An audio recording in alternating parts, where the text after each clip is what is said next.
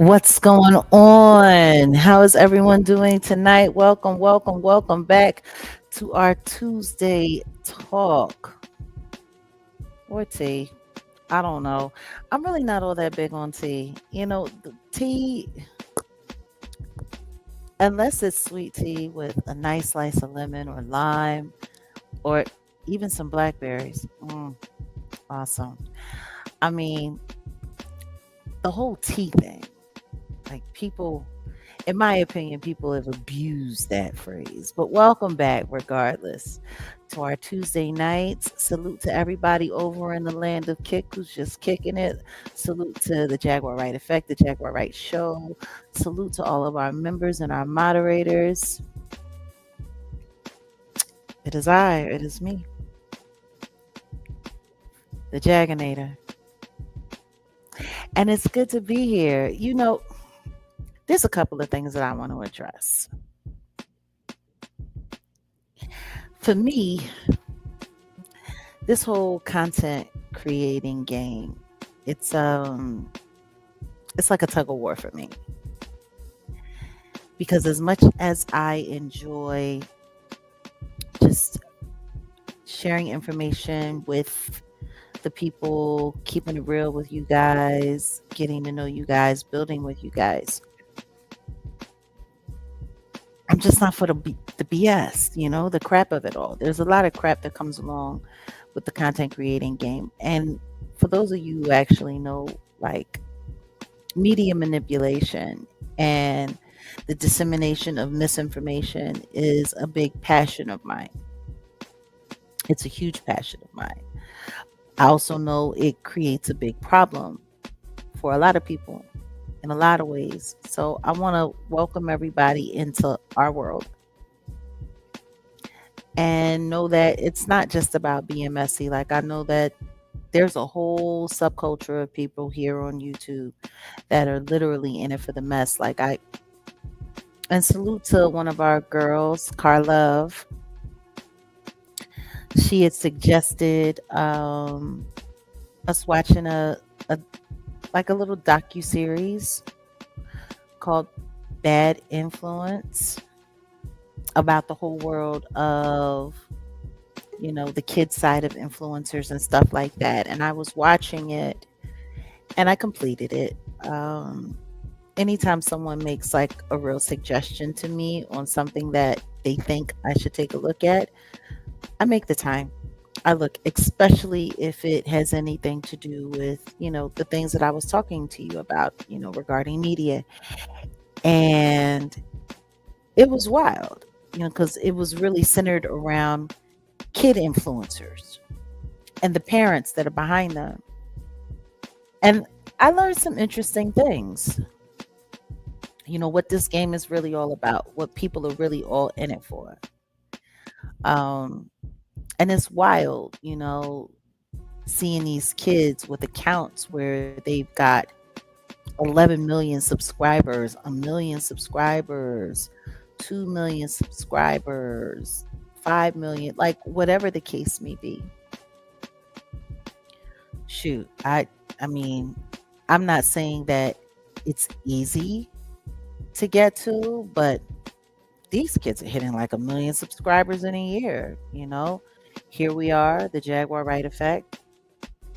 We're over our 100K, which is decent, because if you actually look at, how it works, very few accounts ever make it past 5,000. And for a lot of people, it's taken years to even make it to 100K. So I was grateful that we did it in a year, especially when I know all of the pushback that, my platform and my content gets. But I think, there's just certain things that you have to take into consideration. So I was looking at how these kids were growing their platform so fast. And it was just like, it was all about the ads, and it was all about, following trends.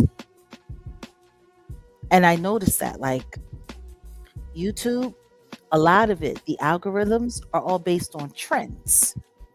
So if you become a trend, like me, I am an algorithm. I've been an algorithm. The difference between then and now is that now the algorithm isn't being controlled by outside forces. You know, whether or not you people know it or not, there's a whole tug of war right now over the Jaguar Wright algorithm. So I'm sitting there and I'm looking at these kids, and like all of their content was based around,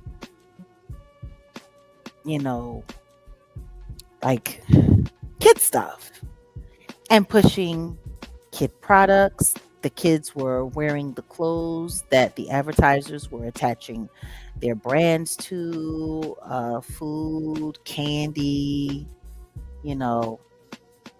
And then they started doing the crush content where they were having these kids staging these fake relationships where they were being paired together intentionally for content, coming up with names, coming up with hashtags, you know, them adding their names together, staged kisses, staged, you know, stuff that they were doing these staged prank videos where they were going through these real elaborate stunts where either someone had gotten severely injured and they literally like hired an ambulance to pretend, you know, that they were taking these kids to the hospital, or staged arrest where they were hiring like fake cops or off-duty cops or something to come and like arrest the kids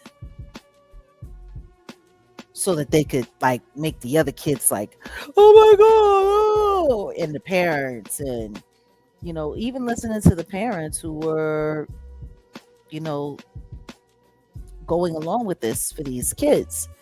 You know, it's so funny. I kept noticing there was like a certain theme, a certain trend that all of the parents kept saying, because apparently, and it was centered around, I don't know if you guys have ever heard of her. I haven't. But her name was Piper Raquel. That's the name that she, you know, her name. And her mom's name was Tiffany. And there was a boyfriend who was a lot younger than her mom who filmed all the content. It was very, very, very interesting. Yeah, but it's called Bad Influence. You can go check it out for yourself. But it was this whole big lawsuit. And it took them to get the lawsuit to demonetize, because apparently all of the children were saying that they were being exploited and that they were being SA harassed. Yeah, it was really wild. And all of the parents were like, oh, well, you know, Tiffany told us this, and our kids wanted to keep making content together, and they had their own channels. And then when they left, all of their channels got attacked and whoopty whoopty woo. And it was crazy because, like, apparently the second that they left, it was something that they had called the squad. And once again, I'm going to bring this all in so people understand where I'm going with this. All of this based around YouTube trends.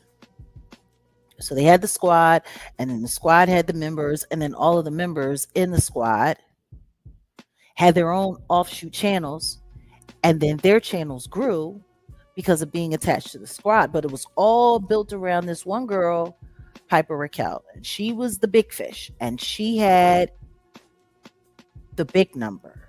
Like, she had 11.9 million subscribers.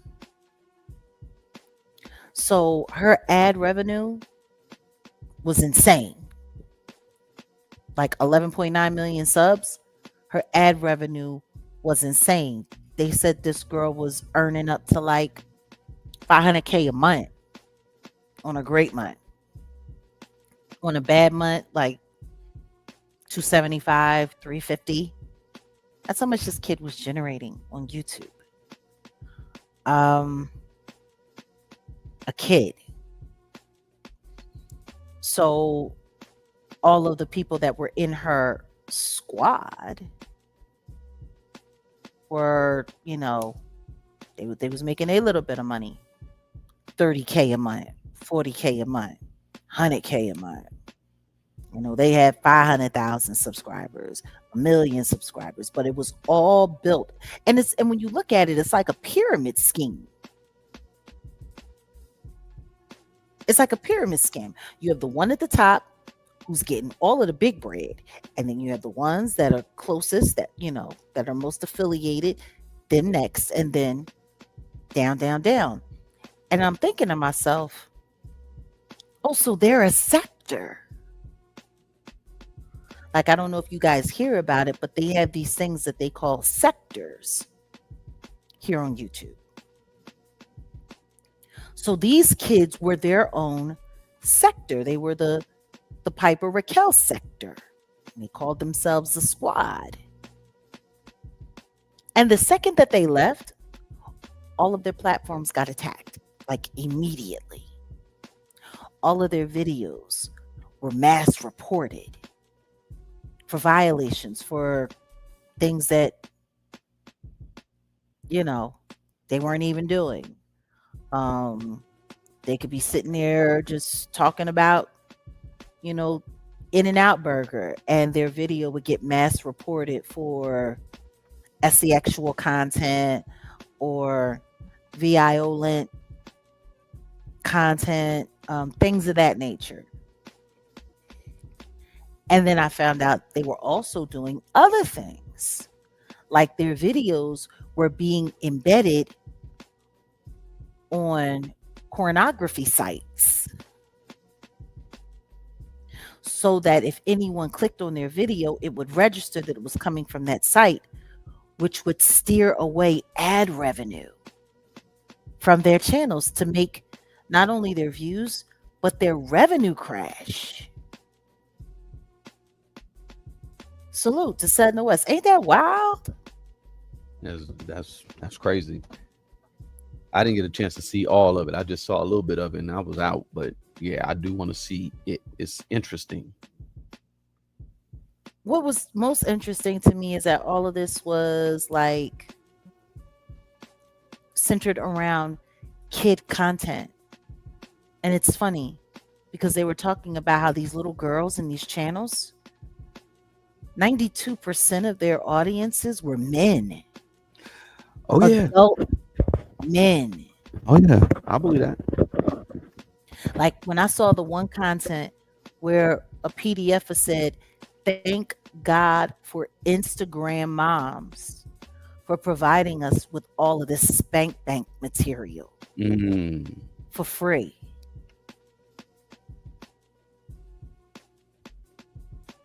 And the little girl Piper is still online. They settled the lawsuit. She's still online. And now that she's 15, 16, she's doing, slightly risque stuff. She's half dressed. Oh, makeup. I see where this is headed. And yeah, I'm sure she's gonna end up just like little Tay Tay. Yeah. Mm-hmm. I bet you her 18th birthday, she gonna be on OnlyFans getting bust down. Yep. Sold to the highest bidder. And her mom is running the whole thing.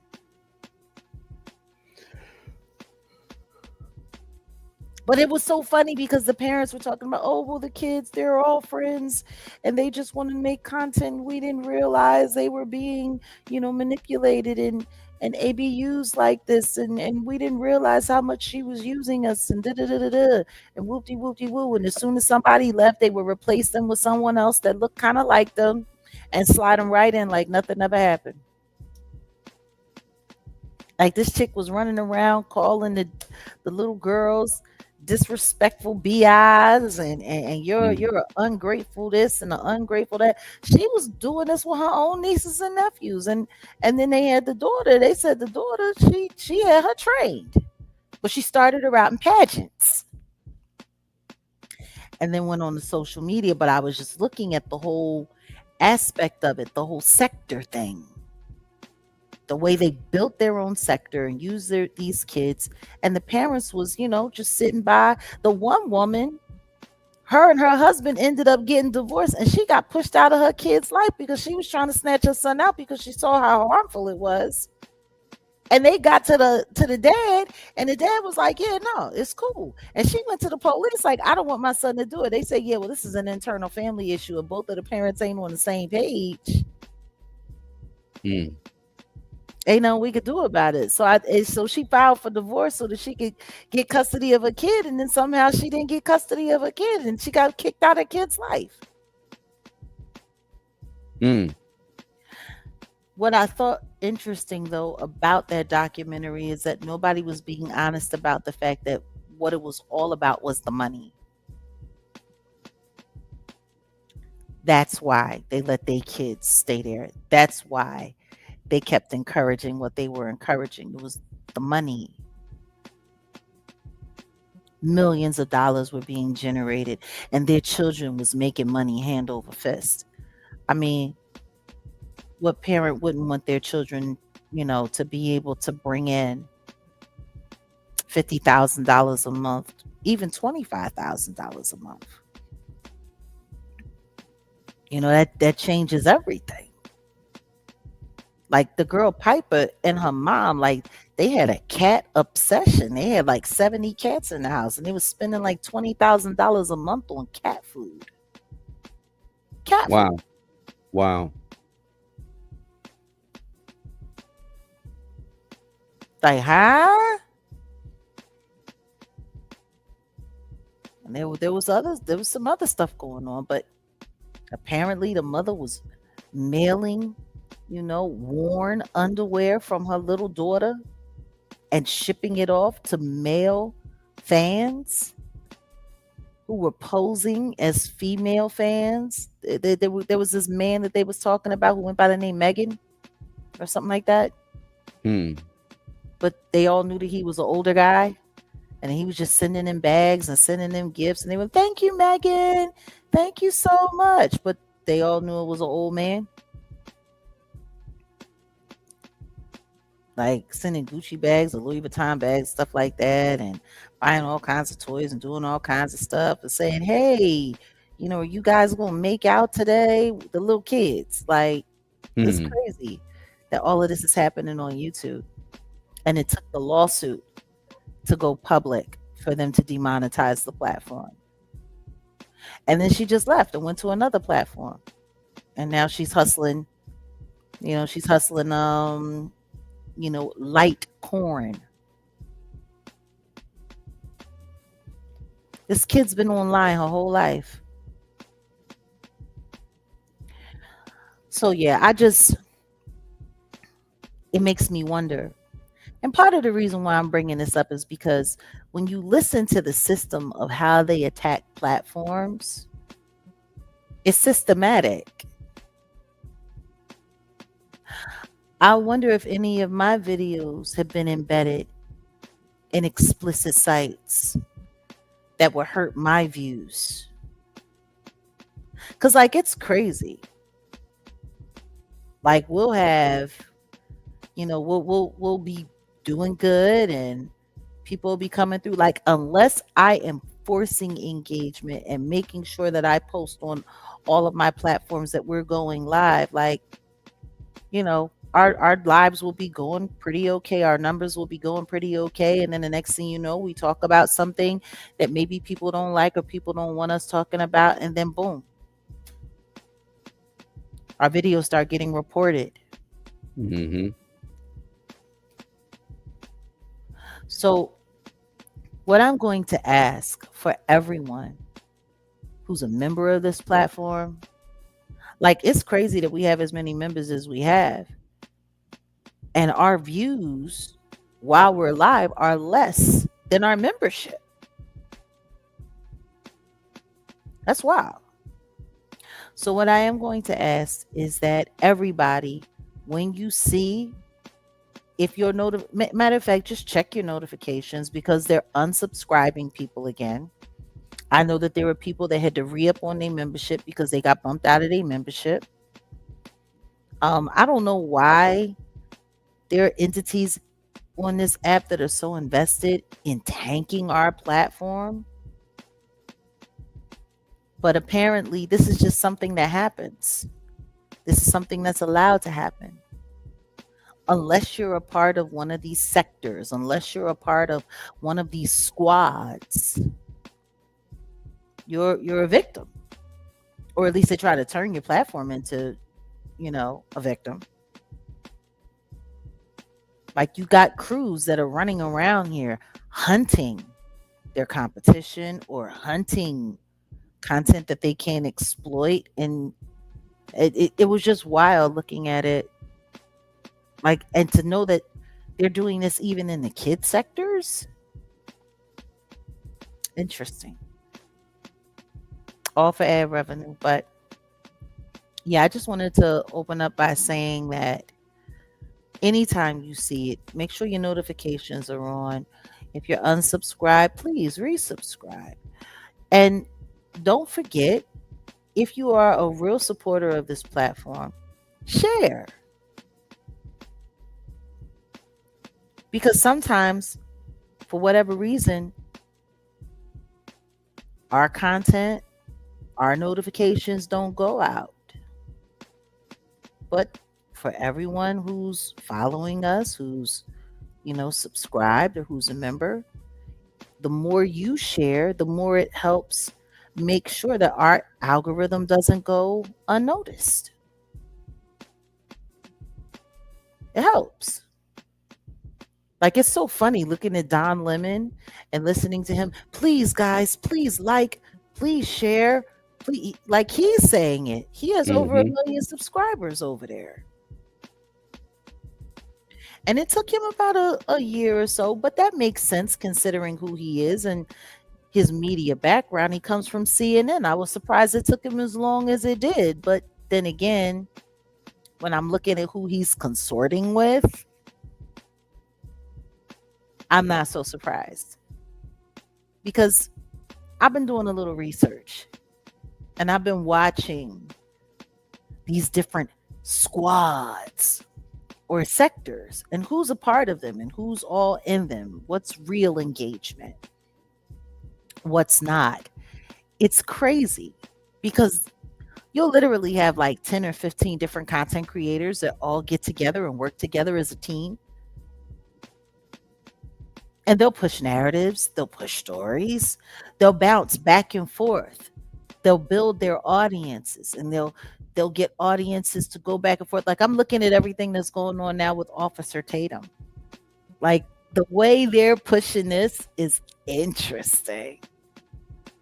A lot of engagement around the taters. And now, did you hear Taters he made himself a video and it said and declared that he's helping those boys who are being unfairly accused of what they didn't do. And he's now sharing their GoFundMes and getting his multi-million subscriber platform to donate to these kids. Like these kids are like raising like like $100,000 in 2 days. I wish, man, like I don't know, do we gotta get in on this whole scam culture? Because we have a genuine and honest platform. We have genuine and honest content. We have a real GoFundMe that we're raising. We have a real nonprofit that we're trying to engage our network. Like I was literally thinking to myself the other day, like we do a little fundraising here, do a little fundraising there, but there's something off with someone like me after everything that I've been through and everything that people know about me, to just not be able to share 300 and some odd thousand followers on Instagram, almost 400, like 400 and some odd thousand followers on TikTok. Right there, that's three-quarter of a million people. Between the platforms that we have here, almost 200,000 people there. We're almost at a million people. And then you throw in the people from Facebook, even though I don't be over there anymore. And if you throw in the people from, we're talking about at least a million people, and I can't get each one of them to just donate $1. I'm good enough to follow, but I'm not good enough to support. But we got all of these frauds that sit online grifting money every day. It's wild. It's really wild. But I get it. I get it. People want the mess. They want to be in on the shit show. And that's what they pay for. They don't pay for real content. They pay to be entertained by a bunch of monkeys who like playing monkey games. And throwing monkey shit. And they want, for the most part, yeah, they want to be caught up in drama, and they want to. It's sad. It's like a soap opera, I would say, real life soap opera. And it's funny because when I think about my life on YouTube, me engaging with this platform, people were so much more willing to donate when I was being gaslit, when my life was being infiltrated, than they are now. Like it was wild bumping into someone. Oh my God, yeah, girl, I know you and your crazy ass. What makes me crazy? I know you from YouTube. Trust me when I tell you, sometimes when I hear that, I consider it an absolute fucking insult. Because I got to figure out which kind of subscriber are you? Were you the one that was rooting for me to be doxxed for your entertainment? Were you a part of that? Like, were you the one who like going from content creator to content creator to see if I'm going to respond to or who I'm going to do this and who I'm going to do that? Like, are you one of those people? Or are you one of the people that are sticking around because you actually believe and you really do support and you want to be a part of seeing us get to the other side of exposing the bullshit and getting to what's real? Like it's wild because it's pretty much that kind of divide. And for those who are just getting here, welcome. Welcome to the Jaguar Wright effect, whether you're in over on Kick or you're a part of the show or you're here at our community. Welcome. I am Jaguar Wright. Co-host is our producer, Wolfgang Amadeus. You know what? We've been here for a little bit. How about we say hi and then start jumping in? What's Hmm. going on to our girl Myrna Sanchez? We have Barbara Martinez. Wrenchity wrench wrench wrench. We got Auntie Leah in the building. Who else is here? Mary A is here. Oh yes, Jag Nation. Jag Nation in the house. It's so funny. I also noticed that too when I was like watching that documentary. Maria, Maria, Maria. I'm sorry, West Side Story. Had to. Yvonne Wildridge is in the house. Hello, Tiana. What's going on? Thank you for the jewels. Appreciate you. Jaladas. Appreciate and salute. What's going on? We got Truth Seeker Jace over there holding it down in Kickland. Hey, the lovely one. Oh, fantastic. We got Veronica over there in Kickland. Our girl, Carla Turner. And yes, Carla, thank you for the suggestion. Appreciate you. Because I wanted to just really like just have this conversation and just talk about the interesting of it all. A Reed in the building. We got Oh, ACG. What it do? What it do? CB Bomb, what's going on? Salute from Toronto.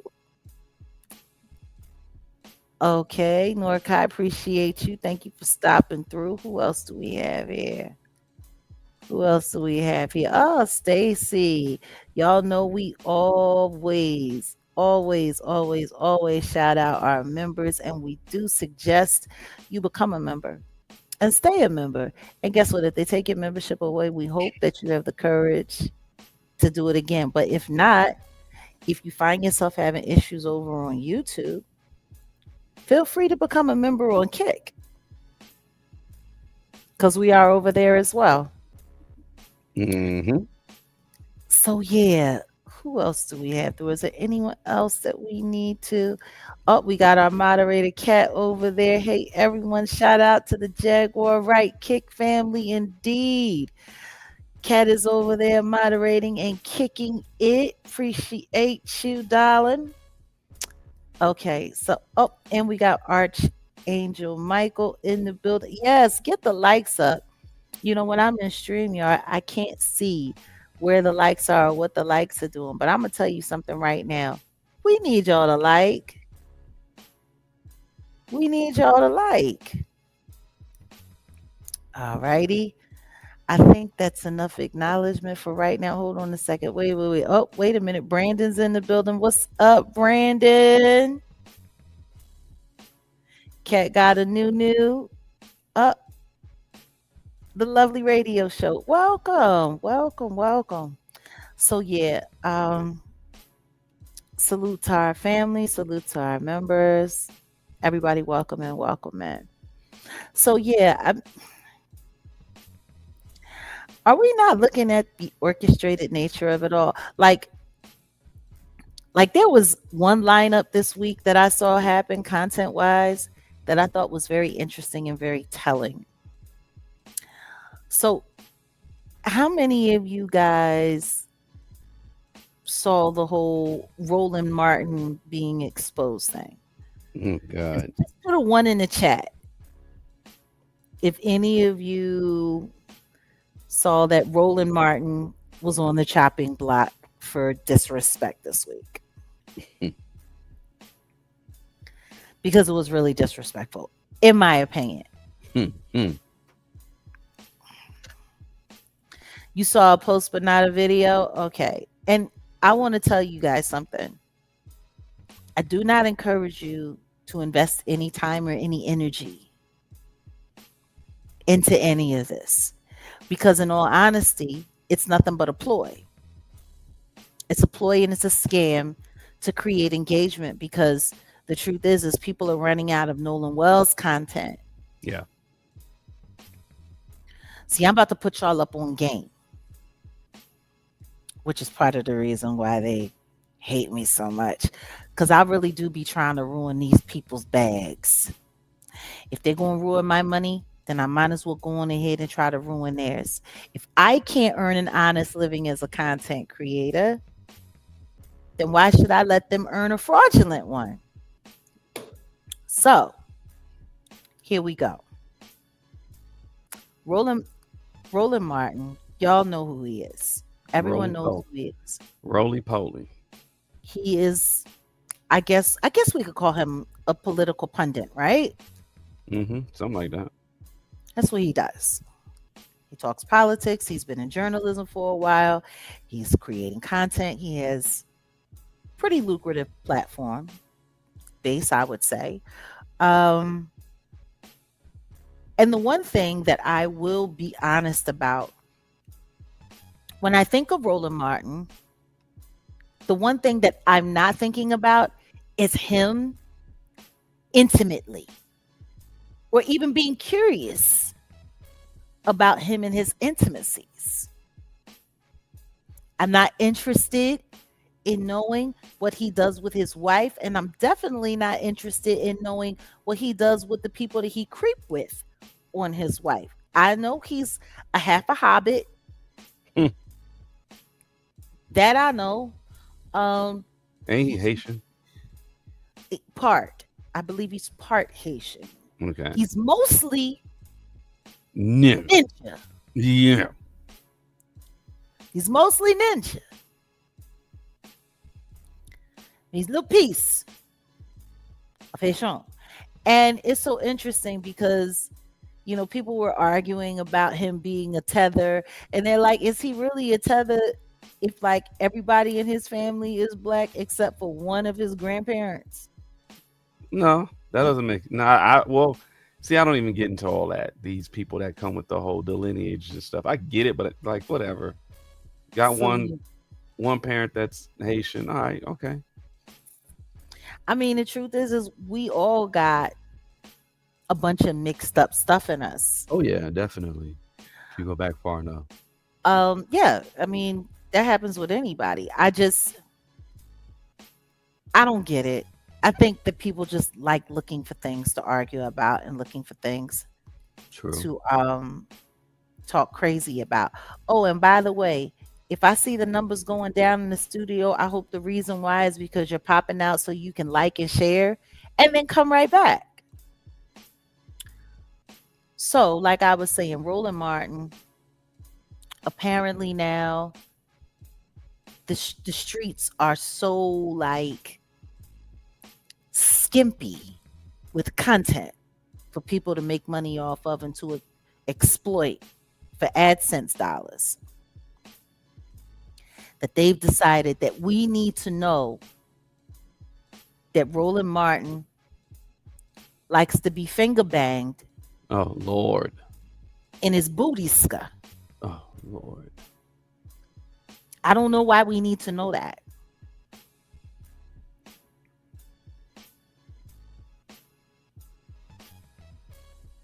I mean, we really don't.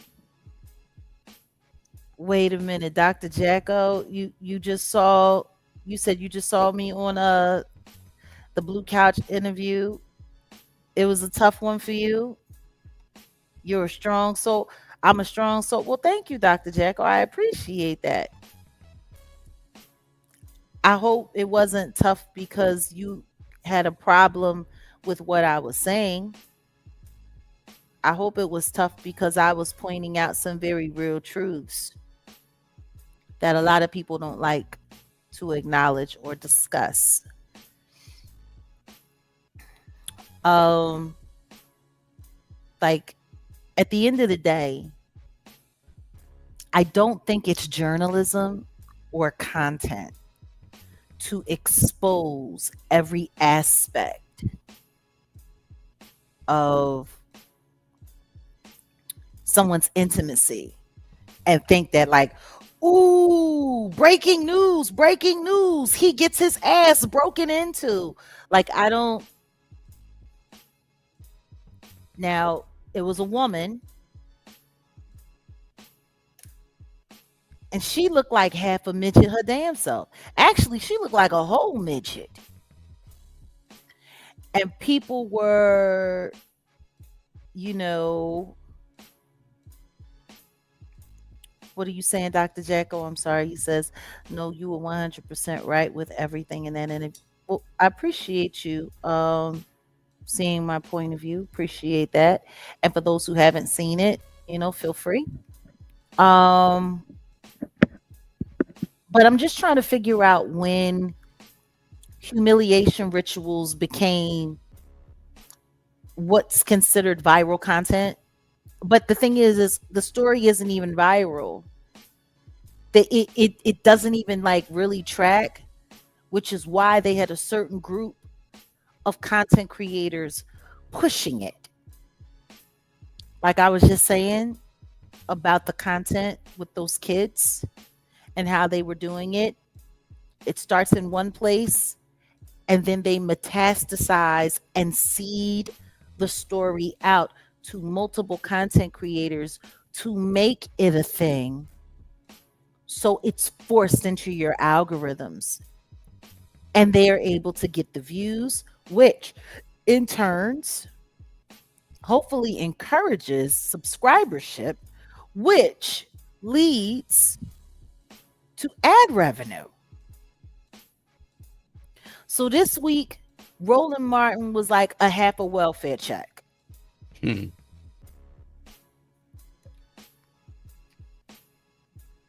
Now, when I heard about this, and just so you know, I want y'all to understand this.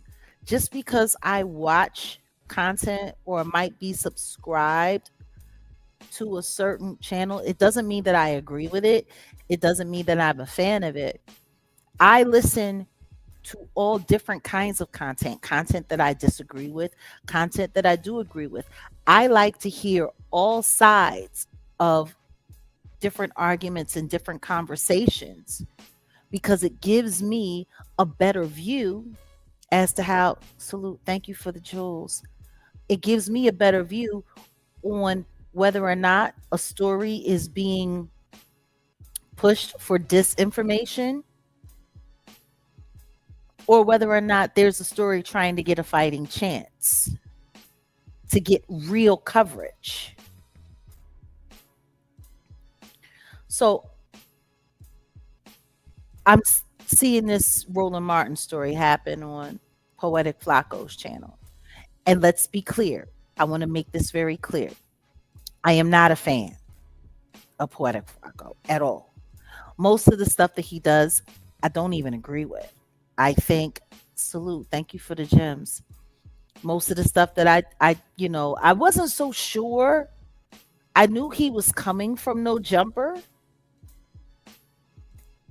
but I have a better understanding of the network he's involved in now. So apparently, whoever this side chick is reached out to Whack 100. King of disseminating all kinds of interesting, unruly, disgusting content on people. Like, I still don't even understand how an ex-con considers this like a worthy career. Pretty much being a chatty patty and worried about what happens in everybody's draws.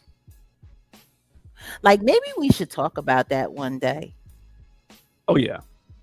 What kind of grown ass man spends his whole life worrying about what's happening in everybody else's draws?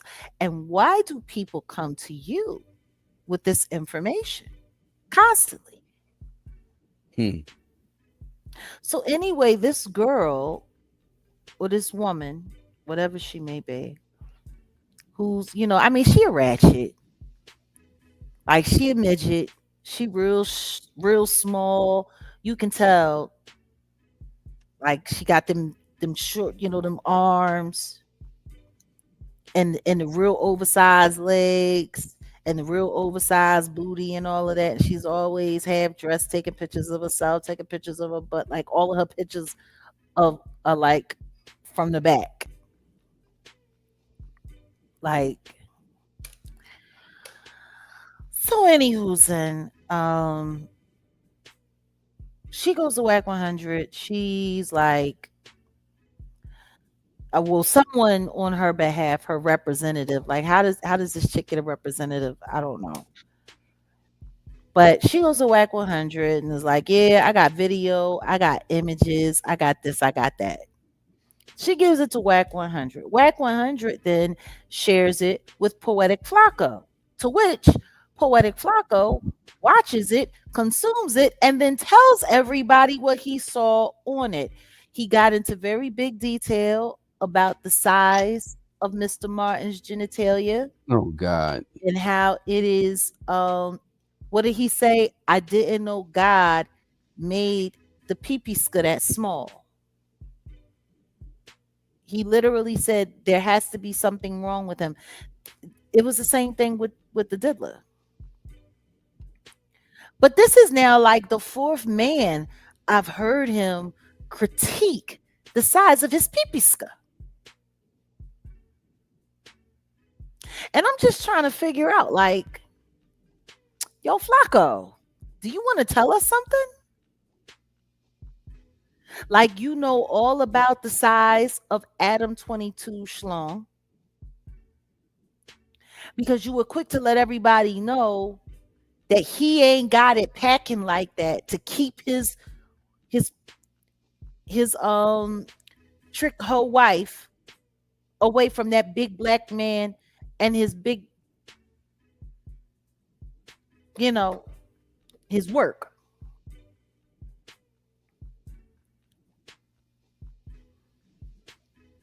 Like like I'm not understanding. See, like who's interested in that? You know, who's interested in that? What makes that news? Well, obviously that's not really him, I but know it's not. you know how the internet gets. I know it's not because they said he was wearing a thong. Those look like booty shorts. Those look like that looks like Flacco's swimsuit. It's really a size 4. But my thing is, Flacco, do you got something to tell us? You know all about Adam 22 Schlong. You knew all about Diddy Schlong. Who else did you say you seen a peepiska? And now you sitting there telling us all about Roland Martin's peepiska. Like, I don't get it. Why are you so like infatuated with the size of other men's, stuffs? Meanwhile, I done seen how you fill out a pair of size extra, what is it, triple XL basketball shorts. I done seen it where you fill them things out. No air. How am I supposed to breathe with no air? That's what your nuts be saying every time you put on them, them triple X basketball shorts. There's no room. Oh Like, shit! it makes me think of that Genuine. Is there any more room for me in those jeans? Like, there's no room No, there. hell no, ain't no room. There's no room. Triple X. Triple X. And tight. As tight as them drawers was in that picture that we just seen. Basketball shorts. My point is, what I do know about oversized men, usually when you got as much belly as you got, it sucks up all of your peepeeska. That's why, when men get the gut, it becomes a problem for them because it takes away from their size. So is it that you're obsessed with everybody else's peepeeska because you can't find yours anymore? And you want to have somebody to pick at? I don't know. But I don't understand straight men who spend a lot of time saying, "Oh, I'm just watching for work purposes." Whatever. What jobs you got? Hmm. The job. I can tell you the job. All right. I don't know what you sitting around eyeing up everybody's schlong has to do with content creating. But I guess you needed to authenticate your insults. I don't know. Whatever the case may be, you made it very clear. And guess what he said? I don't know what to do with this content. I don't know what to do with this. I don't know what to do with that. So I had to call my auntie, Trasher. And then the next thing you know, he's sending it over to Trasher, Kibi. And then she just read an expose on it yesterday.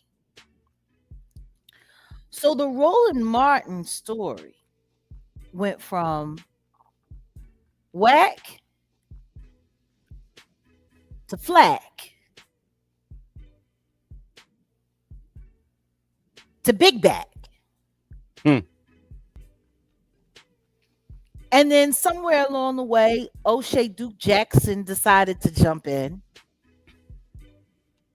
and share some of the content.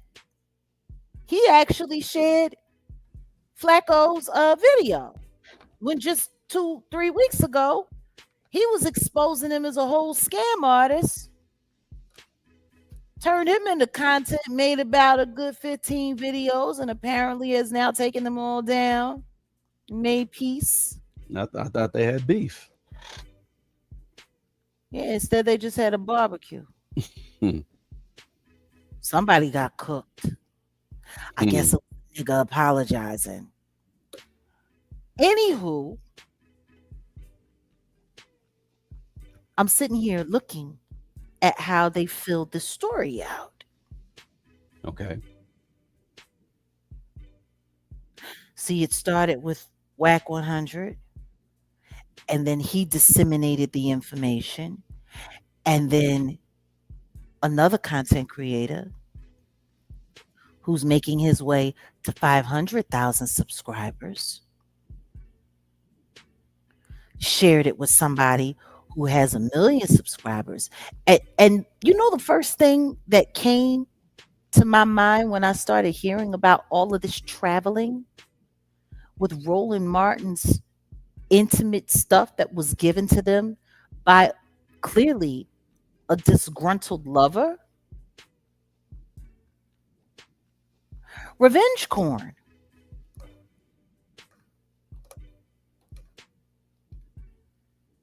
Like, whoever this woman is to Roland Martin, I don't think she had his permission to share the videos of her thumbing his testes while she's popping them off in the back.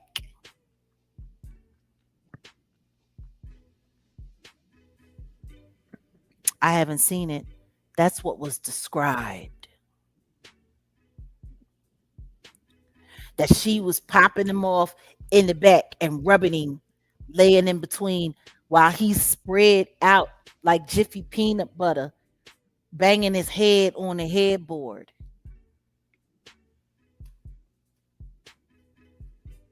See, that's a story I would have passed on. Who you telling? But clearly that was right up Trash's alley because she is also another person that's highly invested in what's going on in people's draws. You know, it's so funny because so many people have talked about me. Oh, she always up in somebody business. She in everybody business. She be snitching. She be doing this. She be doing that. Has anyone ever heard me share a story? Yes, I have spoken on people violating kids and, you know, people doing all kinds of strange stuff and people being sodomites and stuff like that. But you don't ever sit around hearing me take the time to say, hey, I got a video of such and such doing this and doing that. And this is what their this look like. And this is what their that look like. I've been heard years ago about Diddy's shortcomings. No one ever heard me talk about it. Not at all. Want to know why? I don't care. I just find it funny how nobody ever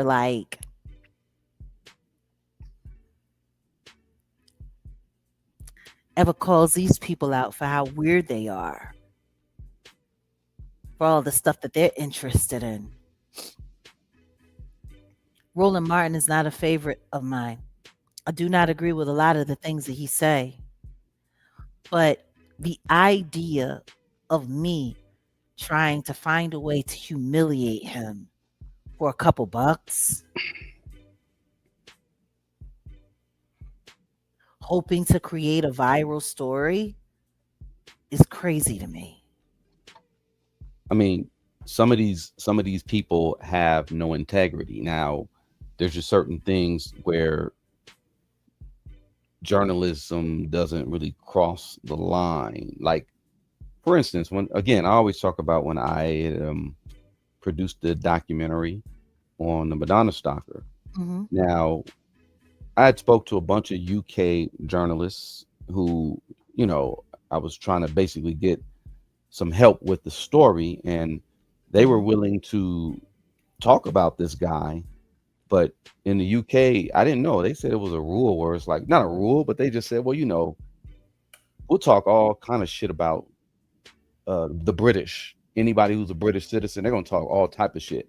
But they Yeah. said Americans, they really don't go in that hard, or they don't talk crap about Americans like that. I mean, I think they may have, talked about Madonna, of course Michael Jackson, but they just have a rule where it's like they're not gonna go that deep. Some of these people who are over here now, especially quote unquote disseminating news and they're so-called journalists, they have no shame. They will talk about anything. And this to me is it's not news. Okay, well, okay, if you want to talk about him having what extramarital affairs, okay, I get that.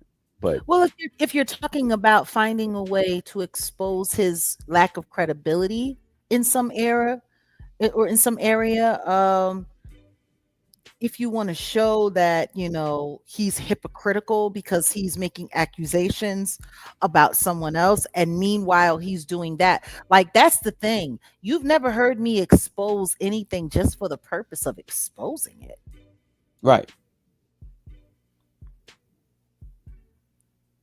If people are being pedestaled and being praised for their decency or their good character or good moral standing, and are running around like judging and pointing at other people, and I know that to be a lie, then I'm going to point it out and I'm going to be very candid about why. But you're not going to see me doing a 10-part series on, all of the stuff that they're doing and how they're doing it. That I don't find that interesting. I also don't find it news. Like, when people start getting down in the gutter, it's because they don't have anything else of merit to talk about. That's what I've learned. When people go that low, it's because they don't got nothing else to talk about. But back to my point, yes, and they do it all for a dollar. But back to my point, this woman, without Roland Martin's approval or consent, gave explicit, intimate footage to Whack 100 so that he would expose it. right. Then Whack 100 passed it off to Frederick Jalla. Oh, Freaky Fred. Then Frederick Jalla passed it off to Trasher Kibi.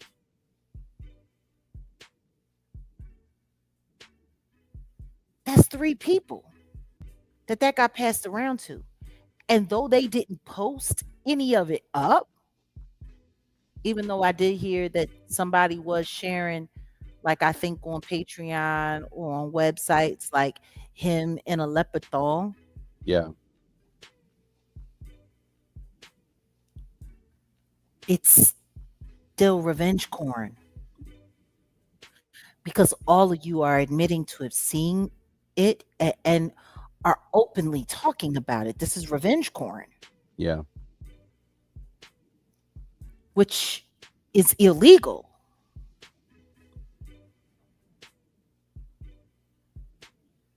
Her name is Shakola, by the way. Didn't I tell you it's some ghetto foolishness? Now, Shakola.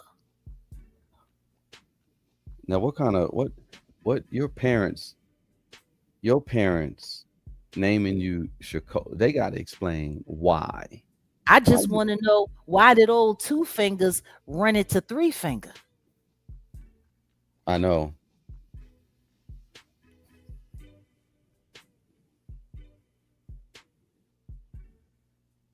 Like, Three finger wag. this is revenge corn. Whether or not anybody's going to call these people out on it, I am. It's revenge porn. Hmm. When you take intimate footage of someone, whether you're posting it up online or you're just sharing it from person to person to person so that they can talk about it, it's still revenge porn. Yeah. Trasha K got on her socials and lied and said that Roland Martin confirmed, when the truth is what Roland Martin and his team said was that he was being extorted, and that anybody who ran with that footage would be sued. But it's still revenge porn. It is. Still. And all of you are participating in it. Correct. That's the statute. Whether you post it up online or all of you are just disseminating it amongst yourselves and talking about it, it's still revenge porn. That's how bad content is. That's how tight it is on the content that y'all got to do that.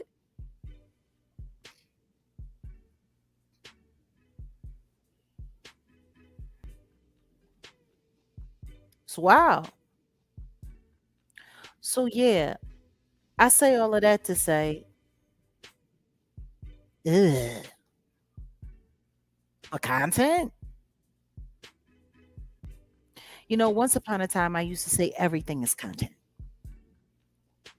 and it's true. Everything is content. I think that people meant that, I think they thought when I said that I was glorifying it or co-signing it in some way. No, I was acknowledging it. People will make anything content. Like that one-eyed freak sat Uh-huh. there and said that if you hear I've passed away, make sure you go to my funeral and get a picture of my corpse and put it online and go viral with it because it's content.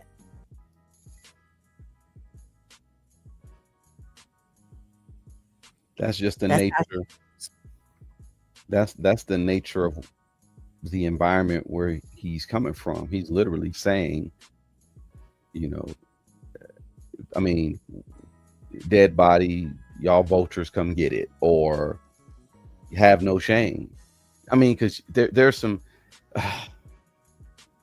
there's some stuff you just don't cross the line. I wonder if Corey Holcomb knows that guy that he had on his show, Paperwork Party, is one of those people that'll do that, that will go to somebody's funeral with Oh them yeah, ray sunglasses and take a picture of a corpse and put it up online. paperwork explained it in the interview. He said it. He's like, yeah, I did that. See, I didn't watch. Yeah, I know. Yeah, I did. Yeah, he explained it. He said, yeah, I did that for Angie Stone. Yeah. I mean, I'm gonna tell y'all something. I have the footage of Prince. Well, let's just say I have access. I'm not gonna say it because I don't want to. I have access to the footage of when Prince was found Unalive. unalive in his mansion, and it's very questionable. I can talk about it later, but out of respect, just in general, because I got much respect and love and admiration for Prince, because dude was a genius. I would not ever post that. Like if I had it, I mean, I'm pretty sure. I don't know if anyone's because it's okay. So It did make it up online. It was online for about 48 hours, and then then they got rid of it. Okay. yeah, the estate came Yeah. after it, and they Yeah. had to take it down. Okay. But Okay. regardless of what, him in his most 333 in the room, him in his most vulnerable state, like, That ain't cool. thank you for the gift. Um, Yeah, not necessary. I wouldn't have wanted to see a picture of Michael Jackson. You Yeah. know, it was disgusting because when Malik B passed away, Hmm. the woman that was with him, she took pictures of his corpse and tried to sell them. That's see, there's a special place in hell for people like that. And there were people that were about to run with it, and I went online and I just screamed bloody murder. If I see any of that, like, you better hope I don't find you. Like, I never understood people, like, social media, um, there's no respect. There's just no respect, and people use and say everything, but the problem that I have is not what these demons will do for a dollar. It's the reality that there are people who wanna watch it.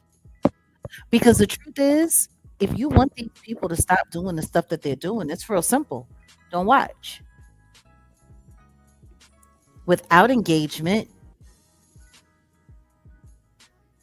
without views, there's no ad revenue. Right.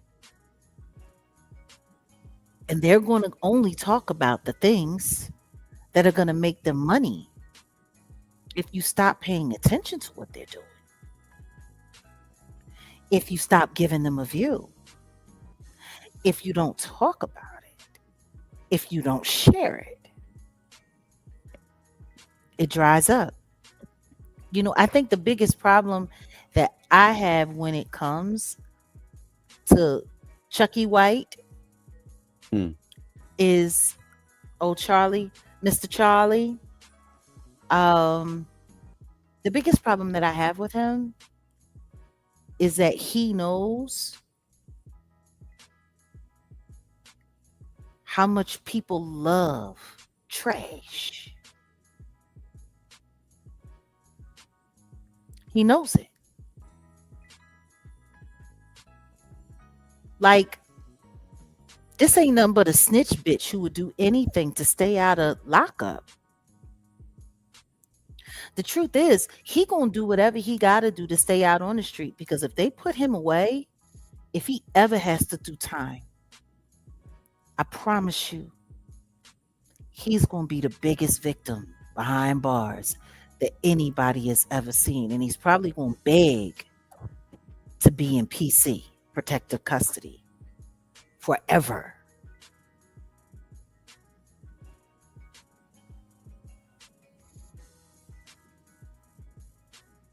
Yeah, y'all. There's more of this coming soon. I feel I'm feeling inspired. Jack Quilla cussing him out. Yeah. Cause see, I think I mean there's an idea coming, but and it's coming. I mean, Well, do we want to get into ooh, do you want to get into the since you're talking about that unfortunate fella, yeah, you want to pivot and get into that? Okay.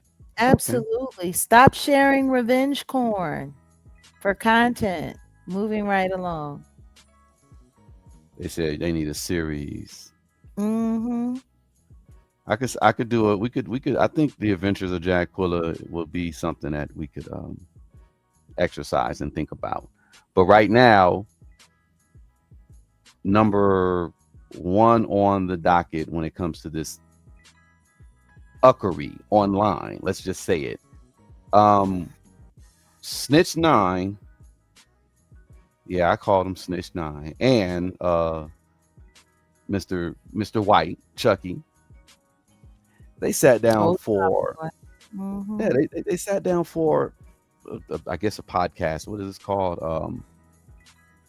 One night. I wasn't too sure. I was looking for the remainder of this conversation that they were having, but this was a podcast that recently came out. I'm not sure when it was filmed, and it's Takashi 69. It's Charleston White, and they're talking like They're talking about snitches and rats. They're I'm they're sorry.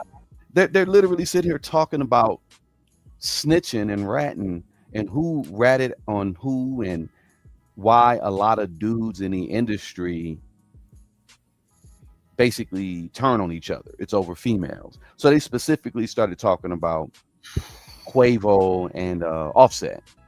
Hmm. I know you're familiar with, that whole little situation, that conundrum, because Yeah. you were talking about it like you've been talking about it. So they mad over Sweetie, but they not mad over Cardi? Because allegedly they all ran through that Dominican hoe. Yeah. Well, I can pause it. You can tell me when to stop, but let's listen to a piece of the audio of what they're talking about because I wanted to get your take on this. It's funny. It's like Sure. how a rat gonna call somebody else out for ratting. It's mind boggling. But take a listen. In my opinion, I see a rat, I see a neutral rat. Look, two snitches and a snickerdoodle is what I say. Was Sweetie.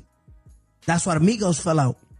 Is that real? Okay, once again. Nah. Let me say this. Let me say this. I ain't got nothing to do with Right. it. So- Charleston stepping out of this one too. Like you already talked. All right, so Below listen my to me. pay grade.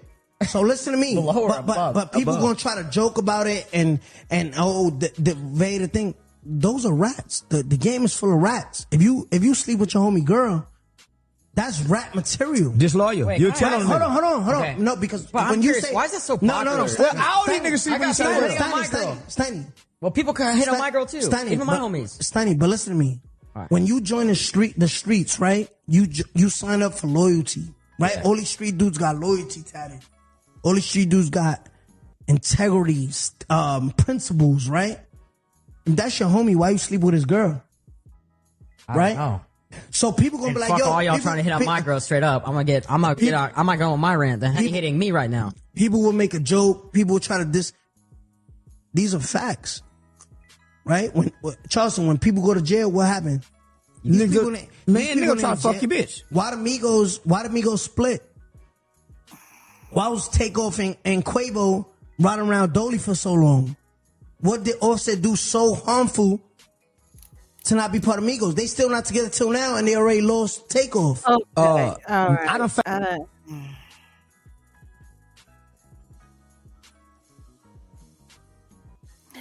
I'm sorry. It's like poison being just waterboarded in my ears.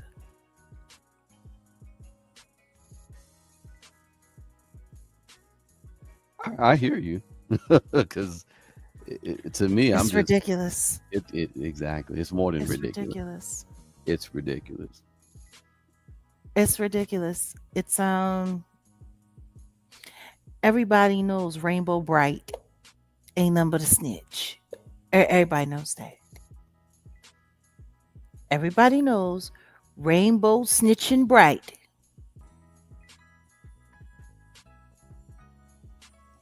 You know, I'm starting to. Wasn't it Nicki Minaj that did a song with him and helped like put him on the block? Oh, Wasn't that when he really like took off? No pun intended in the United States. Treyway. Am I wrong? No, you're right. He was over there in Russia, sipping on White Russians, and look, nobody goes to jail as many times as he goes to jail and gets out as quickly as he gets out, other than Charleston White. Now, yo, the Diddy bitch. I know you're not talking. Like, I'm just trying to understand. The both of them get locked up. Mm-hmm. on numerous occasions for all kinds of heinous things. And then the next thing you know, within 24 to 72 hours, they back out on the street again like nothing happened. And guess what? The second that they get out, first thing they are is online talking shit about someone. Yeah. How is it not obvious what they are? You know what, Jag? Like I was telling you before, I'm West Coast. I'm gonna talk about West Coast artists, but did you hear me jump out of the window to talk about the YG situation? No, simply because I already knew something was up with that. I'm like, what? Huh? I didn't hear you jump out of the window to talk about the Big U situation, like some fat boys who fill out triple X basketball shorts do. So And you actually have more right to talk about it than him.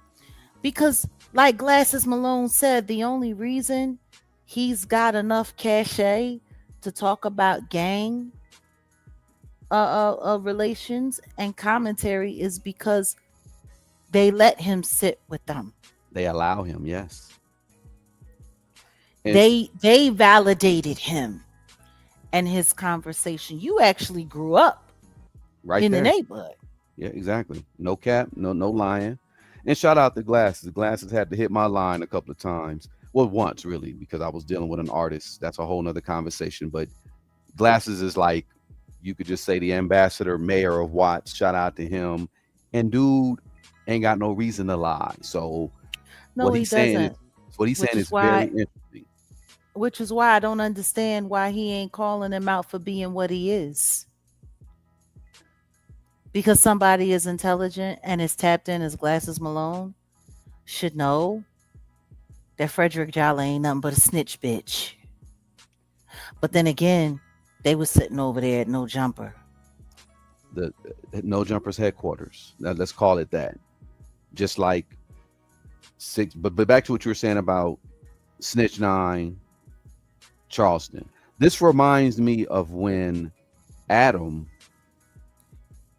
and Vlad sat down last year and they were given their, remember that dossier that remember I was like literally Vlad was speaking to Adam 2016, like, hey man, I wouldn't be around these gang members, because he was breaking down a whole little situation about what happened to him and him having beef with Whack 100 or it was a Big U. But either way, someone approached him and said, hey, if you want this handled, I got you.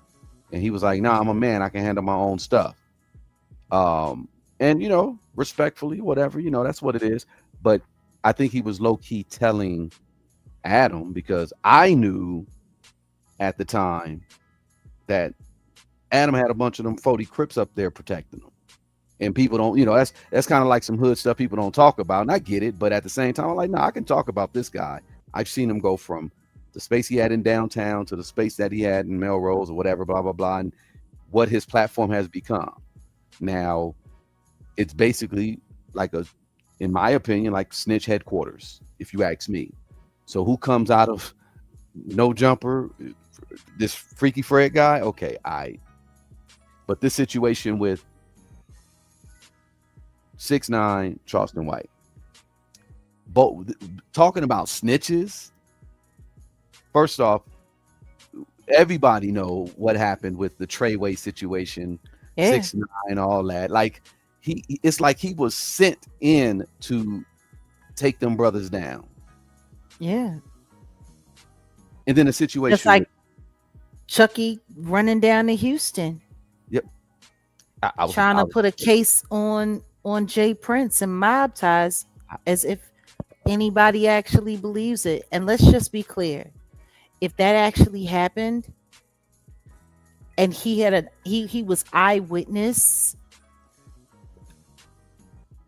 not eyes witness, but eyewitness.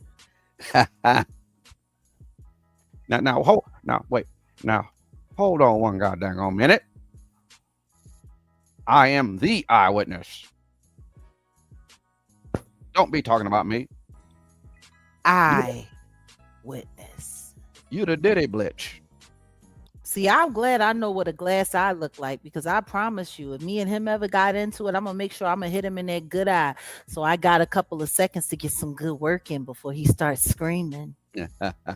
But look, this seems like perfect timing for him to sit down and do all this talking about other people's relationships and this and that, when we know recently there's been some accusations between someone coming out against a family member of his, right? Hmm. His little cousin, who he said he didn't know, but his mama sat with Trans Rena and said they do know that little girl and that little girl did live in the house and that they were helping the family out. So you're a liar. And you're a weirdo. You're a weirdo. OG Mudda, OG Mudda, and the other guy from Fort Worth in his podcast, they were recently just kicking up noise again for his little cousin, and they were able to show the paperwork that you know, for whatever reason, the police didn't handle up on him. But then again, this was after when he turned on his friend Dewberry and sent Dewberry to prison while he pretty much walked away. Did some time at a halfway house and then came home and wanted to play doctor with his 11-year-old little cousin when he was almost 20 years old. Wow. Is what she's alleging. I just find it funny how the second that started kicking up, all of a sudden he's online at a hotel in Houston talking about somebody tried to take his life.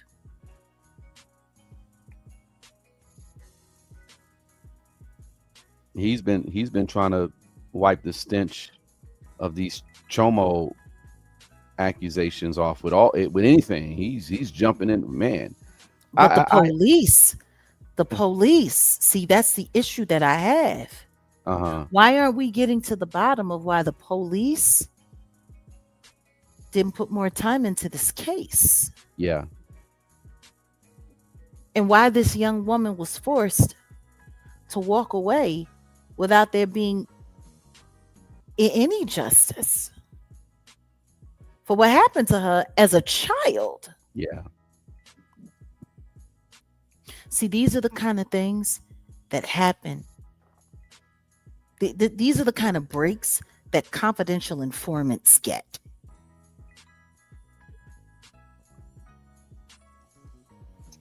You know, like 6ix9ine being over there at MCP with Diddy when Diddy was locked up before his trial, talking to Diddy, getting on the phone, putting Diddy on the phone with people and making phone calls and doing all of this and doing all of that. And then all of a sudden he back out on the streets again. Like it's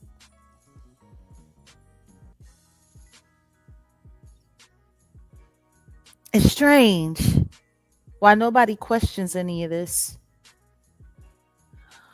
But as far as them bringing up the Migos and talking about the Migos, like, please stop. Like, who cares? Who cares why they don't get along no more? And it ain't over no women. It's over money. That's the problem. It's over money. Quavo and Takeoff, they wanted Offset to come back so that they could make more money. Once they realized he wasn't, that's when they fought to get out of the contract so that they could go off and do their own thing and be able to make some money. Don't forget, they had just put out a project right before Takeoff passed away. Don't nobody talk about that project though. And it was good. It was good. I remember it.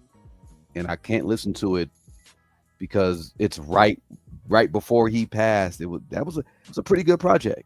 It came out and then he got taken out. It was definitely better than Offset's.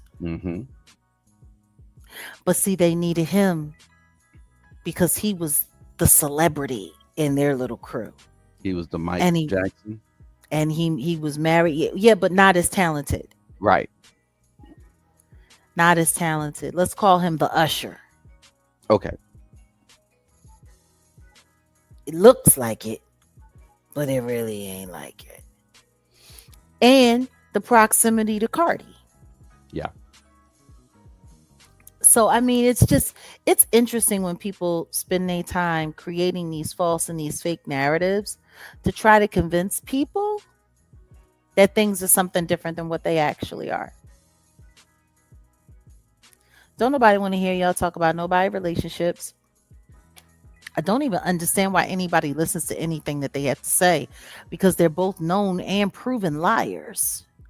Like, I'm still trying to understand, how did Charleston become qualified to talk about anything that happens in hip hop culture?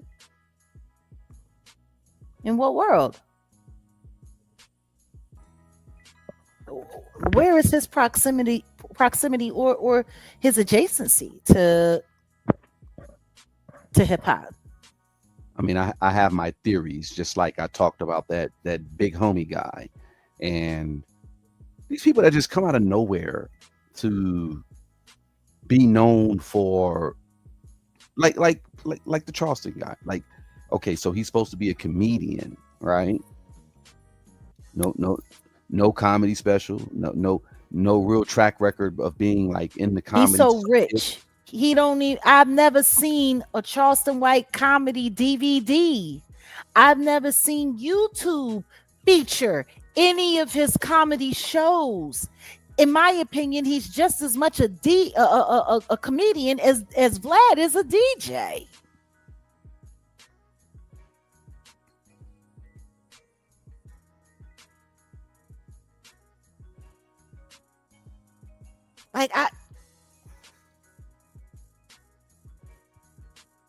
But see, this is what they do with plants. They give you a title. Yep. They give you a position to give you an excuse to be welcomed into certain spaces. In the music world, they give you an album. They give you a hit single. They give you a music video. Then they give you a commercial. And now all of a sudden you're the biggest thing in the world. And now you have a reason to be there. Now they have a reason to promote you. Like, it's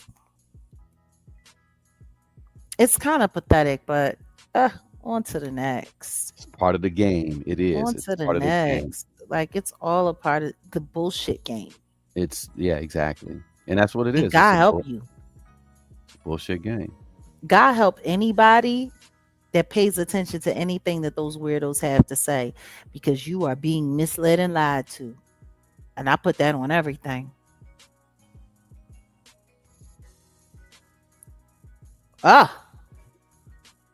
Speaking of being misled and lied to. Oh, Jesus. Now, I threw this up first because I was just like, this is Mr. Stephen Favors, or AKA Sydney Favors, with a picture of him with Nicki Minaj. She always co-signing some deviant weirdo trash. Like, she didn't catch as much slack as Chingy did, but I digress. But everybody knows what's been going on with this situation with Sydney Starr, who was on, what was the show on Zeus that she was known for? Baddies. Okay, yeah, Baddies. And yeah, there's been a whole bunch of salacious stuff. Now, I didn't do this. Somebody did this, and I said, this is wrong. They were like, they put this up as an article, like Sydney Starr has been arrested, like the before and after, like this is her on the red carpet. No, I didn't do this. Someone did this. That neck got thick. Well, obviously the picture on the left is not her, right? but the picture, Do you the know who that mugshot, is? that looks like Eve. That's what I was about to ask you. Is that Eve? I don't think so. Who is that? I don't think that's Evelyn. Okay, but It kind of looks like Cynthia Bailey. oh, it does. See, that's sad. That is sad. They see See, it wasn't just me some that thought that. see black women. See black women. Y'all got to start looking natural, because if you let Mr. Favors, that's what he looks like in his natural state with the mugshot right there. Um, but I digress. I'm not taking shots. I'm just, hey, look, karma's a beast, y'all. That's all I gotta say. But if you don't know, Sydney Starr has been arrested You thought it was by Tammy Roman. Mm. Tammy. Looks more feminine than I mean, I have you think seen I'm big Tammy? beach. Have you seen Tammy lately? Tammy is looking hard. Like she's ever since I I haven't. don't know what kind of sickness she had, because she had gotten very, very, very thin. Well, she has some type of like body dysmorphia type of thing where Something. she's slim already, but she thinks she's fat. I think that's what she has, like some type of, yeah, that's what I'm told. But no, I haven't seen her lately. But if she is, that's kind of, No, it's just I don't know. To me, like women are spending too much time wearing like too much makeup. Like you can't tell the difference between the transgenders and between the women anymore. yeah, that's what I was about to say. Just be Tammy natural. has diabetes. I'm not sure. I maybe she does. I don't want to speak on her. I know she looks very, very, very thin, and she doesn't look well. She just, in my opinion, Well, she doesn't look well. prayers to her.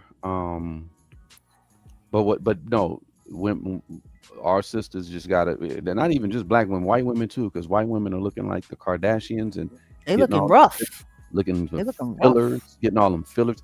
Just be natural. Love your natural self. I showed you that picture of little Kim earlier this week, and everyone was tripping. Like, yo, I remember what she used to look like. she was, I don't care. She was gorgeous. That Well, first, like, she was gorgeous. But I just don't leave know if I would call her natural. gorgeous, but she was definitely a pretty girl. She wasn't an ugly girl. Jag, that's the natural hood beauty. Like, she was I gorgeous. guess. She I she get. was. I'm just not putting no dubs on it. I mean, I'm you a not. man, so you can feel how you I'm want to feel. I'm not Girl putting extras on it standards. either. Girl standards. She was a pretty girl. I always thought she was a pretty girl. I never thought she was ugly. Okay, we could talk about, but Little Kim looked better to me than Foxy did, but I digress. Prettier Well, than me. Yeah. see, that's the thing. I don't think, in my opinion, neither one of them. I think Kim was better looking. In my opinion, I thought she was prettier than Mary J. Blige. Yeah, yeah, yeah, she was. In my opinion, She I was. thought she was. She was. But she didn't see herself that way. I know that's the unfortunate thing. Saying it's funny you just mentioned Tammy. Tammy didn't see herself as thin, but she was very slim. But she's like, oh, I look fat. No, no, you're fine. I'd been like, no, you're fine. You got to have people around you that are just going to keep it Not 100 with you. not when it comes to the industry. When it comes to the industry, their whole job is, I think, in my opinion, and y'all need to understand this when it comes to Foxy Brown, when it comes to Inga Marchand, I know her real personality. So whatever she looks like on the outside, Hmm, that's not what I see when I see her. gotcha. I see who she is. I see what she is, and I know I know what she done. So like, ugh, like just as a person, she ugh No. to I hear me. you. I hear you. You could have someone who Was she is sexy? Definitely. Was she sexy? Do I think she was prettier than Eve? No, I don't. No, no. I Okay. think that I think for in that era as a dark skinned girl, I think she was def doing it. But I just know what she is. So it's just like, ugh. Now, Ugh. if Especially you when know, you hear about when you know about her body count history and all of the people that she sent to the clinic and ooh, all of the people that had to get shots in their ass fucking around with her, there's no amount of beauty in the world well, that can make that look cute.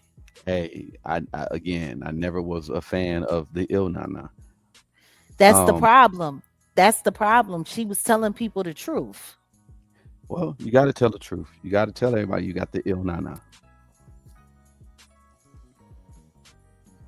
I remember every time Ricky talking about how she used to burn him. Ooh, And okay. I'm like, why you still having unprotected with Ja- her? Jag, you know how far off we've gone from the topic? He be like, I was drunk. Never mind. Okay. And I'm not saying allegedly because I seen the nigga's paperwork from the doctor. Okay. Are we gonna get back And on he track? told me how upset Okay, he go was that ahead. he had to get Go shots ahead. in the ass. You got it. Go ahead. I'm sorry, go ahead. What where are you going? I'm done. Let's get back to it. Nigga, My bad. we gotta produce something. You sitting over here going in on oh, hold on. Um Look, I didn't bring up Ingemar Shine. Now, anyway, I didn't either. I didn't bring her up like that. I like I literally was just saying, said you she. was talking about Kim. Yeah, go. No, that's what. Look, they were like, let her cook. I said exactly. That's why I just stepped off because if you want to go there. It's all good. Ain't nowhere to go. I've been there. I was You did a there. whole podcast. Y'all got to go check out the podcast where you went in on the whole story, and it was shocking to me. Yeah. Like, damn. Check out the Jaguar Wright Uncensored podcast when I talk about Ingemar Shine, Yeah. the incubus Mhm. of viral vaginal plague. Now, Okay, so back to this individual, Sydney Starr, Sydney aka Starr. Stephen Favors. Steven, listen to me. Steven ain't doing nobody no favors. We trying to do some favors, but that's a whole That's nother conversation. And again, oh, wrong one. Did I add that? They are wrong for this because I said that's Eve or that looked like Eve, but now someone's saying that's probably Cynthia Bailey. They literally made it like you got to understand when media is clowning us. They're clowning black women right now. So the young lady on the left is supposed to be the Sydney Starr person who's the mugshot right there. She looks like Big Meech, Larry Hoover. Um, the media is not only having a field day with the story, but they're also taking shots. They're clowning. But the reality is this is a sad situation because Sydney Starr was arrested. This happened August 2nd after officers responded to an alleged sexual assault involving a juvenile at an embassy suite in Georgia. So the charges are aggravated child That's the molest. actual. Yeah, child actual battery against someone under 1'6". Y'all know that place Sodom and Gomorrah, that part. Yeah, so those three charges right there, those are some heavy charges. She faces up to 25 years to life. So I have here the warrants. The warrants, this the alleged, it says she or he performed sexual acts involving a juvenile. It further states that after receiving Miranda rights, Favors allegedly acknowledged performing the the oral stuff and claim the encounter wasn't consensual. So that's an A allegation child can't recorded in the warrant. consent. Right. But listen, that's the allegation recorded in the warrant. It's not conviction. But a minor, yeah, can't not be capable of consenting under applicable child S offense laws. So it wasn't consensual. And that's the problem I got. These people are weirdos. These people are weirdos. But she See, made a statement. She made a statement. Let me finish with the statement because I wanted to get what your take on this. She said she denied the allegations. She said she intends to defend herself through the legal process and emphasized that accusations should not be treated as established facts. And her mom also described the accusations as out of character. So she should go back this to individual. court on the 25th of August. Go ahead. This individual admitted to doing what they did, Allegedly. but it's written down in the warrant. That's what it says. That's why I pulled it up. Like, and salute, thank you for the gift. I'm still trying to figure it out. Like, it's in the warrant that this person admitted to doing it. The mother is saying that this person, it's out of character for this person. Okay, you're the mom.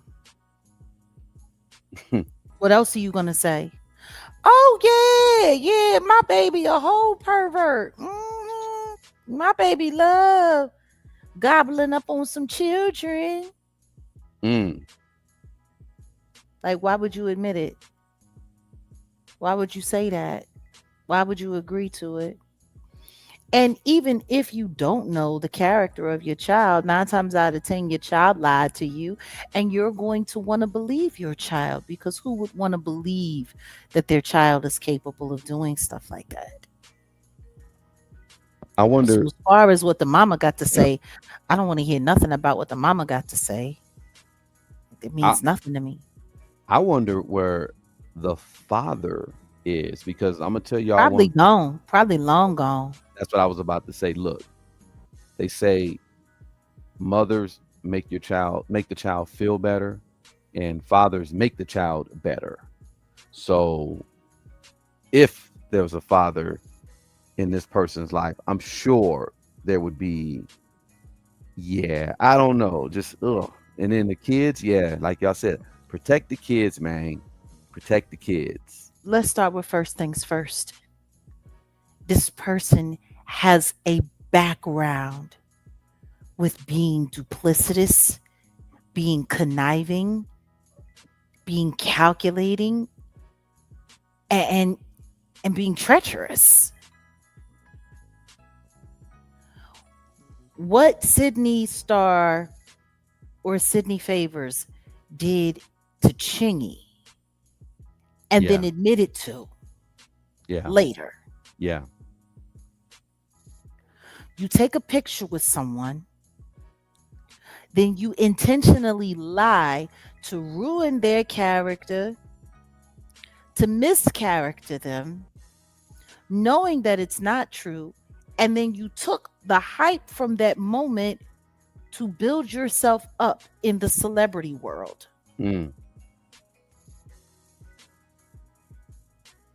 This doesn't sound like a person with morals. This doesn't sound like a person who cares about other people. This doesn't sound like a person who's decent in any way, shape, or form. This sounds like a person, this sounds like a person is willing to do anything and to do whatever they want to do, however they see fit.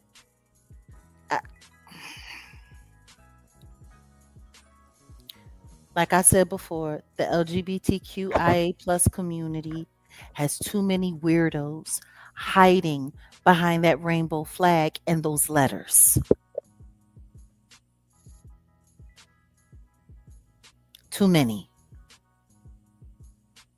Meanwhile, you got Saucy Santana shaking and jiggling with Lizzo in a trending short when just last week it was posted up that that weirdo talking about kids want to f me. Mm. Like we're letting all of this slide. And then even having conversations, because I recently had a conversation with a young man who at one point in time was living as transgender and then transitioned back because they regretted it. And as we were talking, they were just talking about how they don't tell anybody that most people who do the transition want to transition back. And, I'm sitting there speaking with them and they're just talking with me candidly.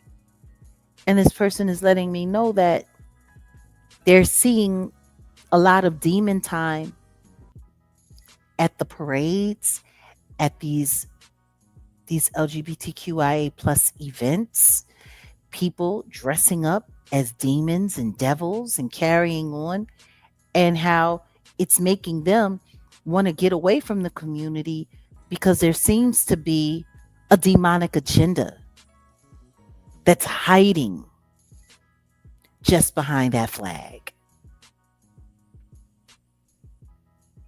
So to have a conversation with a young person from the community saying that this is the kind of stuff going on, to hear Saucy Santana talking about kids want to be intimate with me in a very, very, very grotesque manner, and then to hear this story, it's got me wondering, like, what's really going on? What are they doing? What's the underground message? And I've been saying this. Not everybody who's rocking those letters and who's living that lifestyle is true to that lifestyle. Because I'm going to tell you something that I know right now. A true trans, because I've been around them, had one live in my home.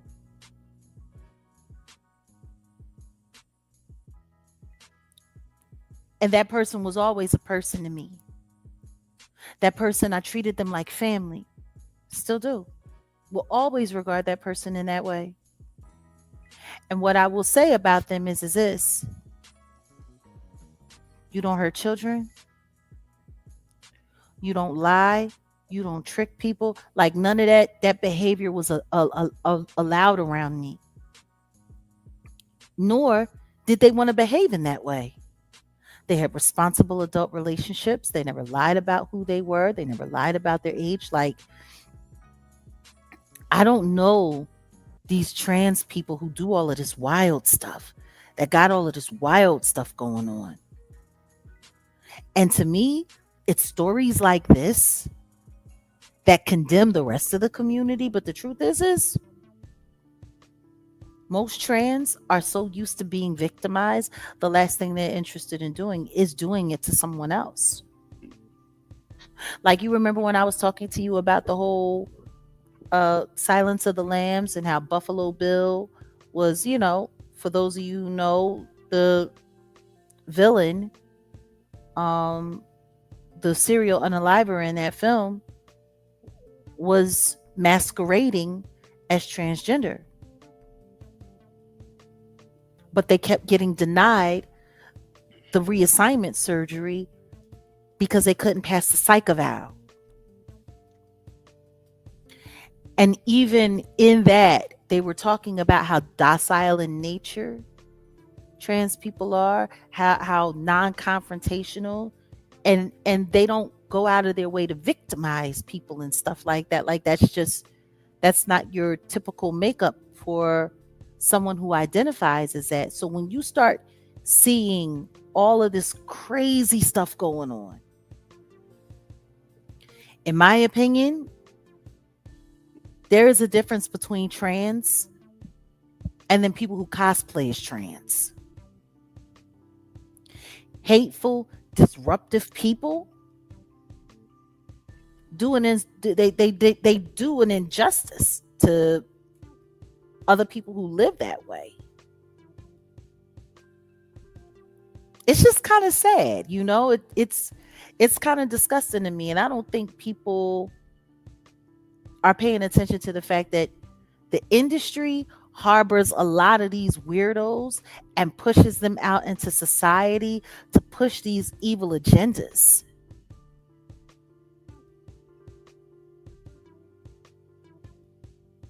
But this man in makeup, because as far as I'm concerned, I don't care what Darius McCray paid for it. This man in makeup deserves to go to jail, and I hope you burn in hell. Like, for real, I'm Samuel L. Jackson in a time to unalive. Yes, you deserve to die, and I hope you burn in hell. Like, that's how I feel about this situation. And I understand that the accusations is all alleged, and I understand that this person has been released on bond. And all I'm going to tell you, like old boy said, hide your wife and watch your kids, because they doing stuff out here. So, Stephen was released on bond? That's what I heard. Was released on bond. Interesting. Mm-hmm. Because on the warrant it says no bond indicated, but yeah, they probably they probably, you know, they let their people move around. yeah, Like, I know. let's just be honest. There are so many harmful and disruptive people that get all kinds of favor. Meanwhile, decent people get all kinds of hell. Yeah. There's no justice in this unjust system, for real. That's what it is. They like to disrupt. Like, and I'm looking at that, and what I'm really not liking is that we're seeing a lot of this with people of color. They're making sure that those stories make it to the front of the line. They're making sure that they're predominant in the algorithms. They're making sure of it because they want people to look at us like we're animals. Yep, like we're subhuman. So that people don't feel bad when somebody ends up hanging from a tree or missing from a boat trip. Mm-hmm. Like, it's... Ooh, it's just... Look, I know Philly is on some crazy right now. I know. Like,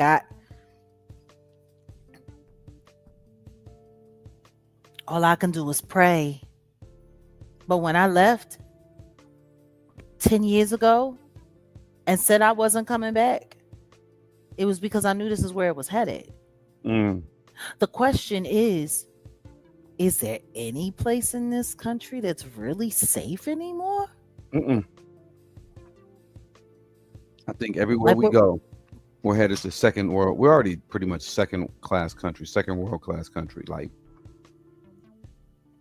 first world, no, we're not a first world country anymore. And we're not a compassionate society. Not at all. Not in any way, shape, or form. We are not a compassionate society. So the Bible says, love thy neighbor, and that doesn't happen. I mean, you can love your neighbor, but the question is, will your neighbor love you back? You gotta love that mother from a distance. Like, I keep my love. I reserve my love for those who, yeah. Like, you can love your neighbor, but don't love them as much as you love your own family. You know. I'm gonna tell you something right now. There are people out here that are looking for nothing more than making you a victim these days. Be careful. And that's the problem. I think careful. I think back in the day we had a lot more people who were just good-hearted and were not infected with this demon, I would just say, of lack, because that's really what it really boils down to. If Thank you the industry for that. Thank the what industry for that, for normalizing every nasty human characteristic. Go ahead. I'm sorry. oh no, I'll be sorry. You right. We can blame the industry, because in the movies and in the songs, it's not, talking about being a good person. It's not talking about, caring. That's corny. Love is corny. Hmm. Being decent, you a sucker.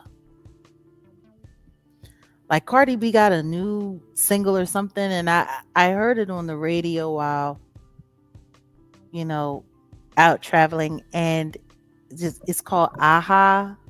It's the Hmm. stupidest thing ever. Hmm. It really is the stupidest thing ever. But the whole song is just it's not about anything decent. It's not about anything good. And I'm like, do these people have anything else to talk about other than capitalism, sadism, masochism, and hatred No. and gluttony? Like it's just sad the world we're living in. And it was so funny because earlier today I heard somebody playing Frankie Beverly and Maze, and I'm just like, it's nice to still hear that music being played, but in 25 years from now, what will people be playing? Will they be playing Frankie Beverly and Maze? Will they be playing the Isley Brothers? Will they be playing, Earth, Wind, and Fire. like it like it was, I don't know, to me it was kind of odd. Like I for so many years it's been that I've really like been retreating away from, you know, socializing in large groups and stuff like that. But the one thing that I always used to like was, hanging out with our friends, and we would play music and have a good time and make food and stuff like that. And I remember when I was younger, you heard a certain kind of music, but as the crowd that I hung with changed, so did the music. And like I miss going to a little house gathering and hearing people play jazz. Yeah. Like I remember, we would be hanging out and we would go, and then next thing you know, somebody throw on some Coltrane. But Jag, do you know the science behind that? Bobby Hemmett talks about it, the good master teacher. Hmm. And I think Dr. Phil Valentine talked about it too, but I definitely believe Bobby Hemmett would speak on it in regards to, number one, we were playing stuff off of analog vinyl. I remember, Hmm. I remember exactly what you're saying. And of course, the radio was there, whatever. Maybe somebody had a tape or an 8-track, but mainly it would be vinyl. And when that diamond hits the wax, that transmutation is something magical. And the feel, the natural sound, because I mean, it's sound transmitted from a needle to a plate, and it vibrates, and that's how we get the record to play, and you hear it. And they were like, I think Bobby Hemmett was breaking it down like, back in the day we would go to work Monday through Friday, put in that grueling work task, and on the weekend you had your gatherings, you have your drinks, and then you would play records, and it was healing. Number one, we're communal people anyway, so we like to get together, but it was also like a form of healing because we were listening to natural sound, natural vibration, and you're conversing with people and you're dancing and you're having a good time. It was a healing process. We To don't have not that. hear Stevie Wonder at a black house party to me is weird. Oh no, no. Um, Stevie's gonna be in everybody's playlist. Yeah. Okay, well then let's be clear. Let me tell you what I didn't hear at a function that I just went to. I'm gonna tell you, there were a couple of things. I just got to get this out of my system. There were a couple of things that I thought I would have heard in the age bracket that I was in that I didn't hear at all. No Zap and Roger. Uh-huh. None. And that's an No, abomination, especially being on the West Coast, even though they're from Ohio. no Bootsy Collins. Mm-hmm. No Shirley Murdoch. Jag, you gotta look. You were not around, and these people were maybe what 50, someone maybe close to 60. So look, the let me I just couldn't believe that I didn't hear more bounce to the ounce. let me Not once. what's the song? Hold on. No Go ahead. NWA. No Master Ace in the INC. No. I was surprised that there were just certain things that I didn't even hear the Chronic. I, I was just surprised. Do you remember that song? Tear It Down by Blue Magic. Yeah. So when I was coming up, that song, shout out to Jaguar Wright, he sampled that on his joint that he had called Focus Daily, an album he called Focus Daily. And it was a sleeper kind of song. It wasn't like the one that they promoted, but it was a dope song. And I was like, this sample is hard. One day I'm kicking it with, family. Uncle Rusty played that song, Tear It Down by Blue Magic. And I'm like, that sample sounds familiar. So it came out in 74. This is when he was like my age at the time when it came out. And then it's like, it just 25 years later, resurgence, boom, DeFari sampled it. And I was like, yo, that song is dope. And he's like, yeah, that's Blue Magic. And I'm gonna see. So we used to do that. Like of course you hear a sample and then it's like, you don't realize. That's why I just sent you the one joint where I was like, yo, this is where they sampled. Cause I thought Takita was who they sampled for Triumph. But then you're like, no, they can't be. It's they Wu-Tang sampled these. And I heard it today. I was like, oh, Jag was right. And I sent it to you. Like, we're losing that aspect as far as like our community. We used to be able to like tie in even hip hop. The samples. We would be like, damn, somebody sampled it. Like, okay, what a house party is gonna sound like 25 years from now. It's gonna be more and more watered down. It's gonna be all AI. Because the thing, do you want to know what I heard? I heard pop culture.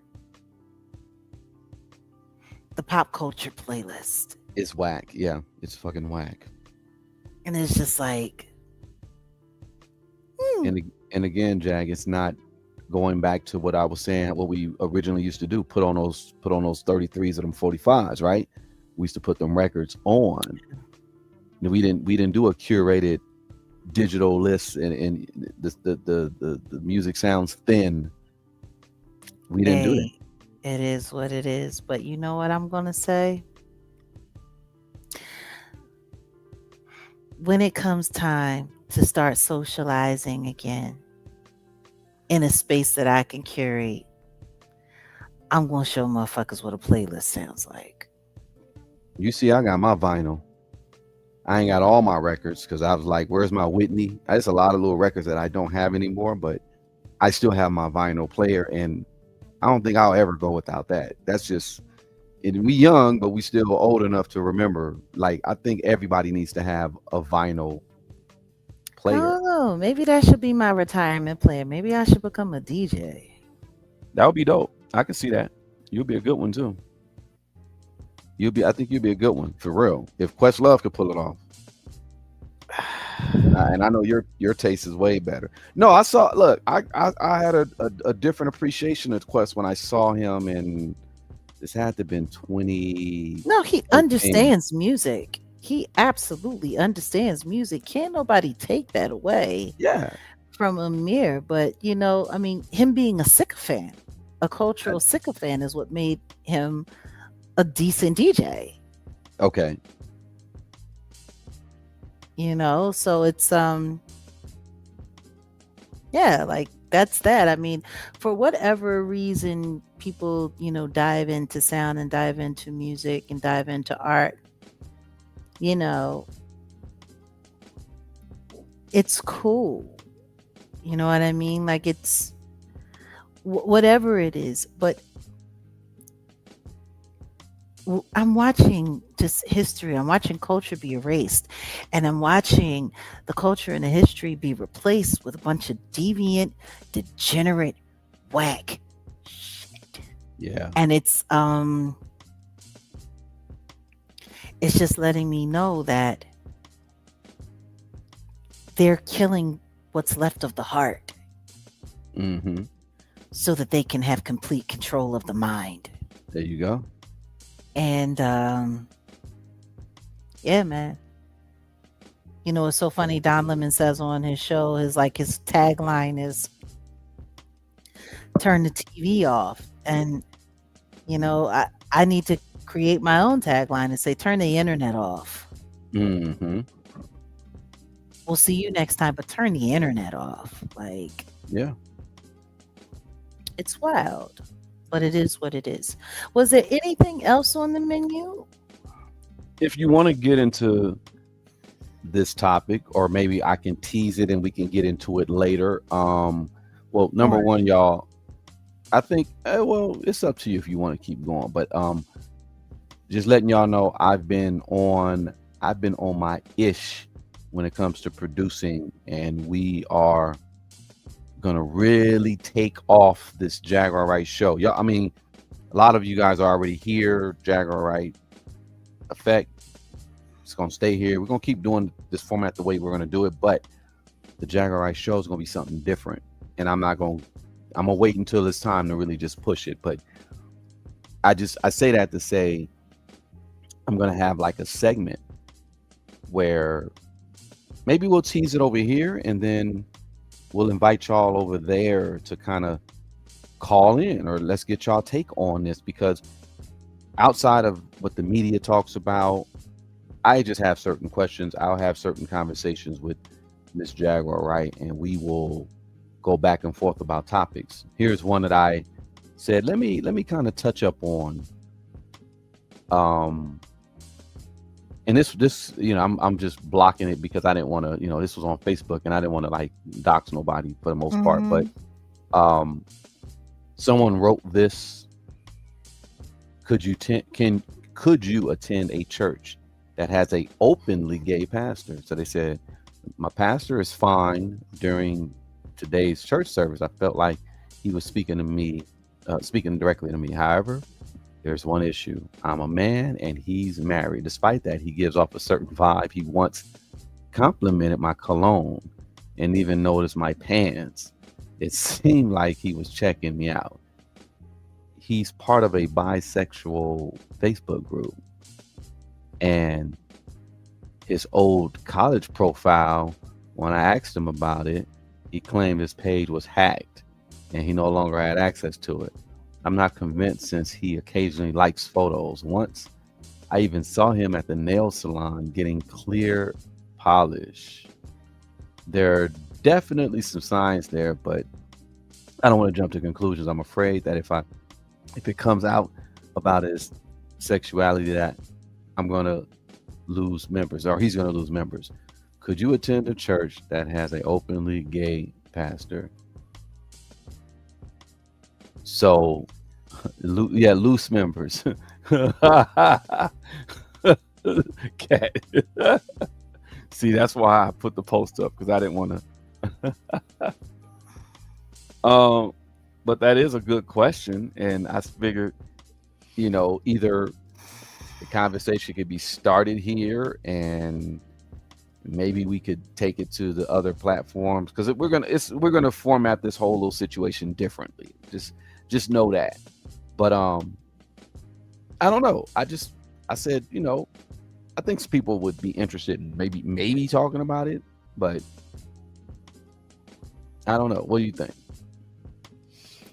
Well, I think there's three different ways to look at it. Even though I'm not into like a lot of these secular religious practices, um, and I honestly think that religion is a trick bag at best.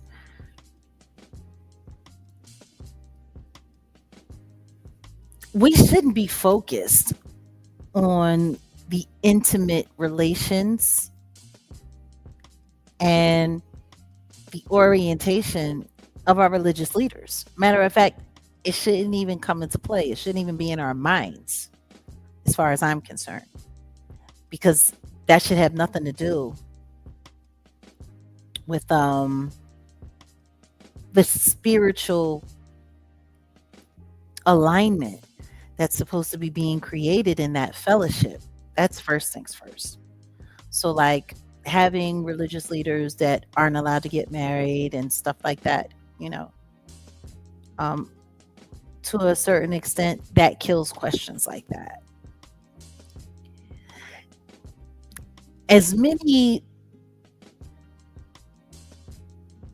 hummus actuals that we have in church as it is on the down low, even the pastors that have wives that we all know are doing whatever they doing with the deacons and the elders,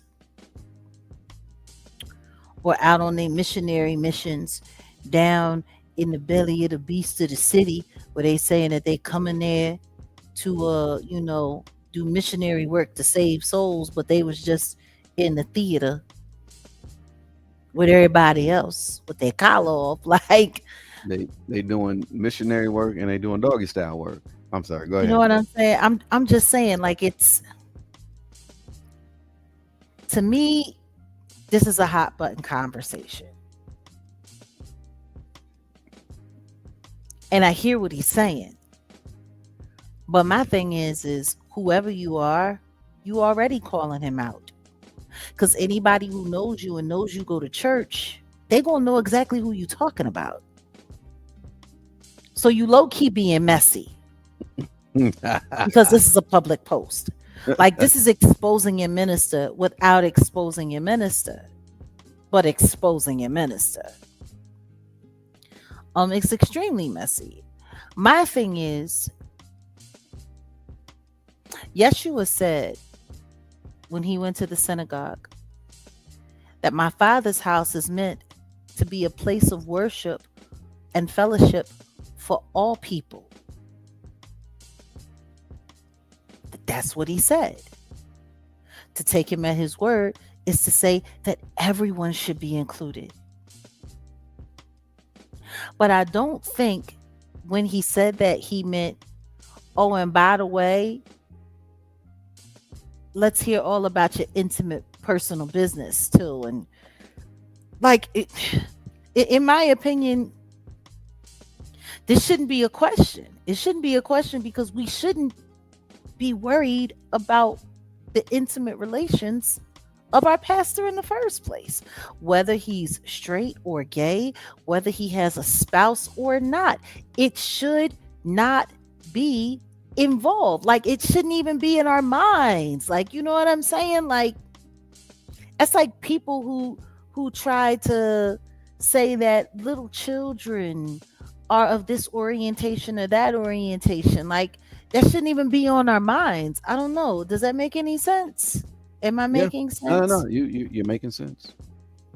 Like, it shouldn't be a conversation. I don't want to know what my pastor's intimate life is like at all, straight or gay. I don't want to know. I don't want to have images in my mind of you having your partner, whether female or male, bent over, and you're my religious leader. Like, I don't want to know about that. Why should that even be a conversation? More importantly, let me dig in the backside of this person for a second. Oh, God. How do we know you're not projecting? You know, there are some guys out there who are on the down low, because this guy sounds like he's on the down low a little bit. And there are some guys out there that just want to make everybody gay. Like, I know some dudes, they can make anybody gay. Remember that channel that I was showing you? Yeah. Yeah. And everybody was gay. Even the guys that were straight, everybody was gay. Hilarious. That was so funny. So my question is are you going to church because you want to trick off with your pastor? Or are you going to church for the Lord? Because he said, you know, he made mention of my cologne. Maybe he smelt it and thought his wife would like it. I mean, yeah, he was kind of, yeah, because I saw him at the nail salon. You saw him at the nail salon. Well, what was you doing at the nail salon? And you know, he be giving me a vibe. What vibe do he be giving you? Does he give you a special look when it's time for the collection plate to be passed down your row? Like how was he gave you a look?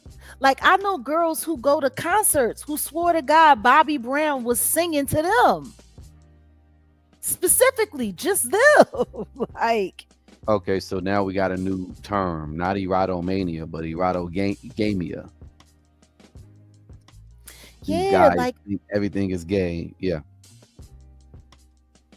I don't like, why you want your pastor to be gay, and why you want him to think that you sexy? You know, I might be tripping, but he was giving me a vibe. What vibe was you getting? The only way you would be picking up that signal is if you was on that channel. See, you can't pick up that kind of signal unless you're on that channel. And I'm sorry, did he make it clear in this post that he's a gay man? I don't think so. No. No. And not fine, foin. As they used to say back in the day. I'm just like, yeah, I don't know. I don't know if it's him or the pastor. But what I will say is this. If you're going to a church where that pastor isn't feeding you to the point in your spirituality where all you can do is walk away looking to have gossip for your Facebook page, you should probably switch churches anyway. Because when I go to church, what I'm not doing is lusting after the pastor. I'm there to get a word.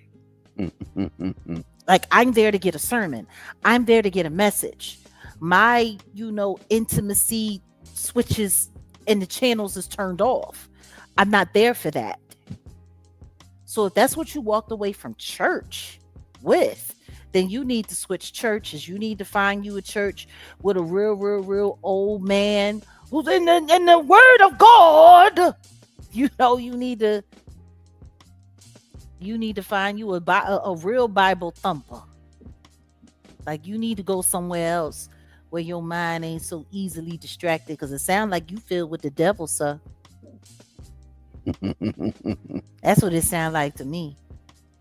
Because he gave me a look and I seen him, and I was looking at his Facebook and he said it got hacked. Why is your pastor explaining to you about his Facebook history? I don't know. That seems a little weird, don't it? It does. Yeah, pastor, I was looking at your Facebook and I seen some stuff. I seen you posted a Tigger doing a full split. And I was just wondering why you had that up there. Like, who talks to their pastor like that?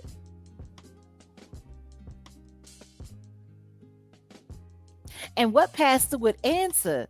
I did recently just see though a short of a pastor cussing out a mother and a daughter, and the chick, she she up came to the TikTok, and he said, "You and your mother is both going to hell. How dare you call me a nigger? Do I look like a nigger to you?" The pastor was going crazy. And she was like, because I'm posting. I'm posting. I'm posting. And I'm like, why do people go to church anymore? Like, what in God's name happened in that moment where you were like, yo, I need to go viral right quick. So I'm gonna film my pastor talking crazy. Because apparently they called him a nigga, and he to the pits of hell you will both, you're going to hell, you and your daughter. And it was funny because when he was about to start explaining what they had done, that's when she turned the camera off.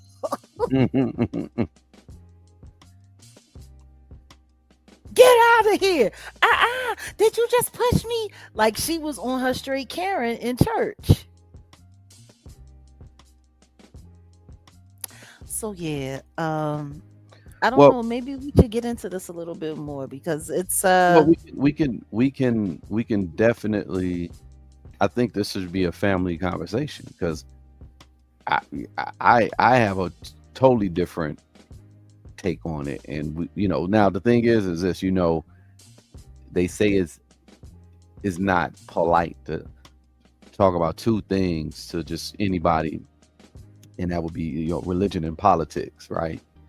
So this isn't necessarily a conversation that we could really have and expect it to be somewhat productive, but we're definitely going to get some different takes and different, well, what do you think? You know what I'm saying? Because like you have one way of thinking, I have a different way of thinking. Like I told you before, I think these conversations need to be had. Yeah, I think we need to step away from the idea that we don't need to have these conversations, because not having these conversations, in my opinion, is how society has gotten to the place where it's gotten. Yeah. Like avoiding these things, because the truth is the only reason people want to avoid it is because either they don't want to be held accountable for what they believe or for what they don't believe. People just don't want to be held accountable. People want to fit in with the majority. They don't want to be the minority. Like some people would see a post like this and say, hell no. If I find out my pastor's a swish, I'm out of here. And my tithe money. I ain't paying no money for him to sing YMCA. Like, there's some people that are going to feel that way. There's some people that might look at it the way I look at it.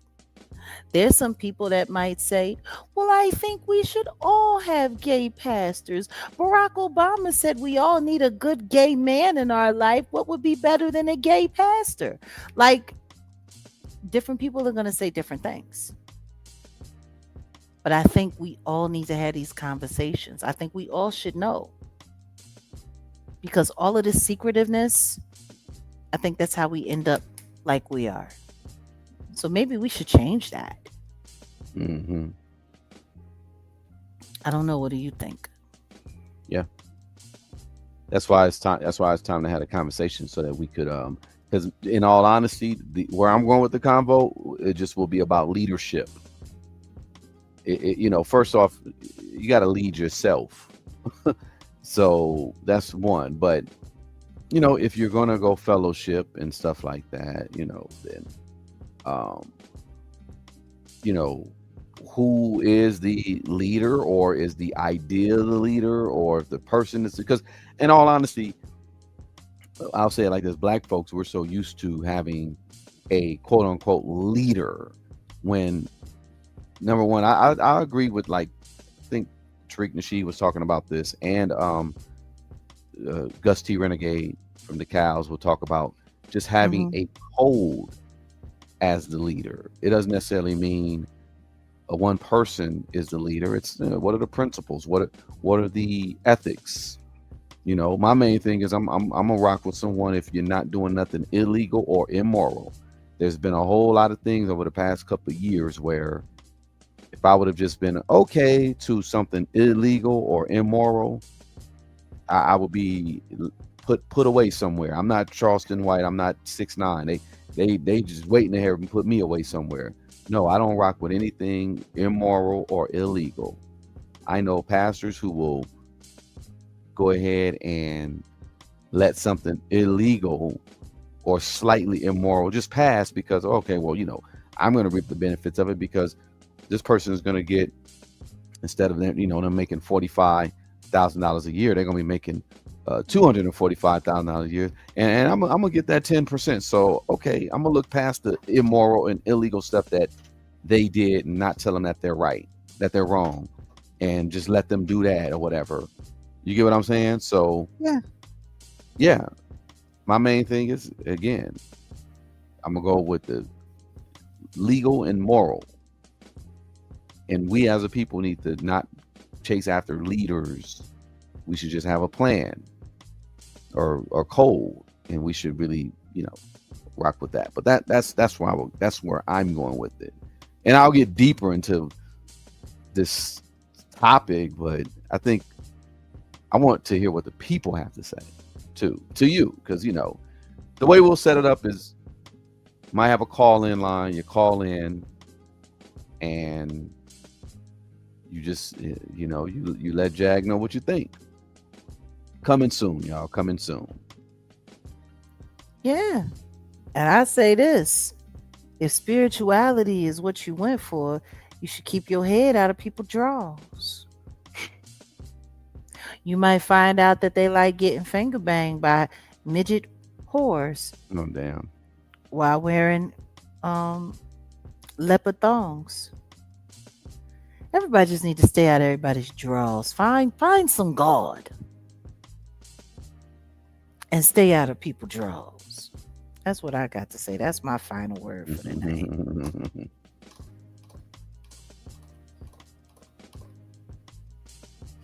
On that note, I'm Jaguar Wright. Wolfgang Amadeus, as always, it is a pleasure. And yeah, until we meet again. Oh, you know what we didn't discuss? What's that? We'll do it next time.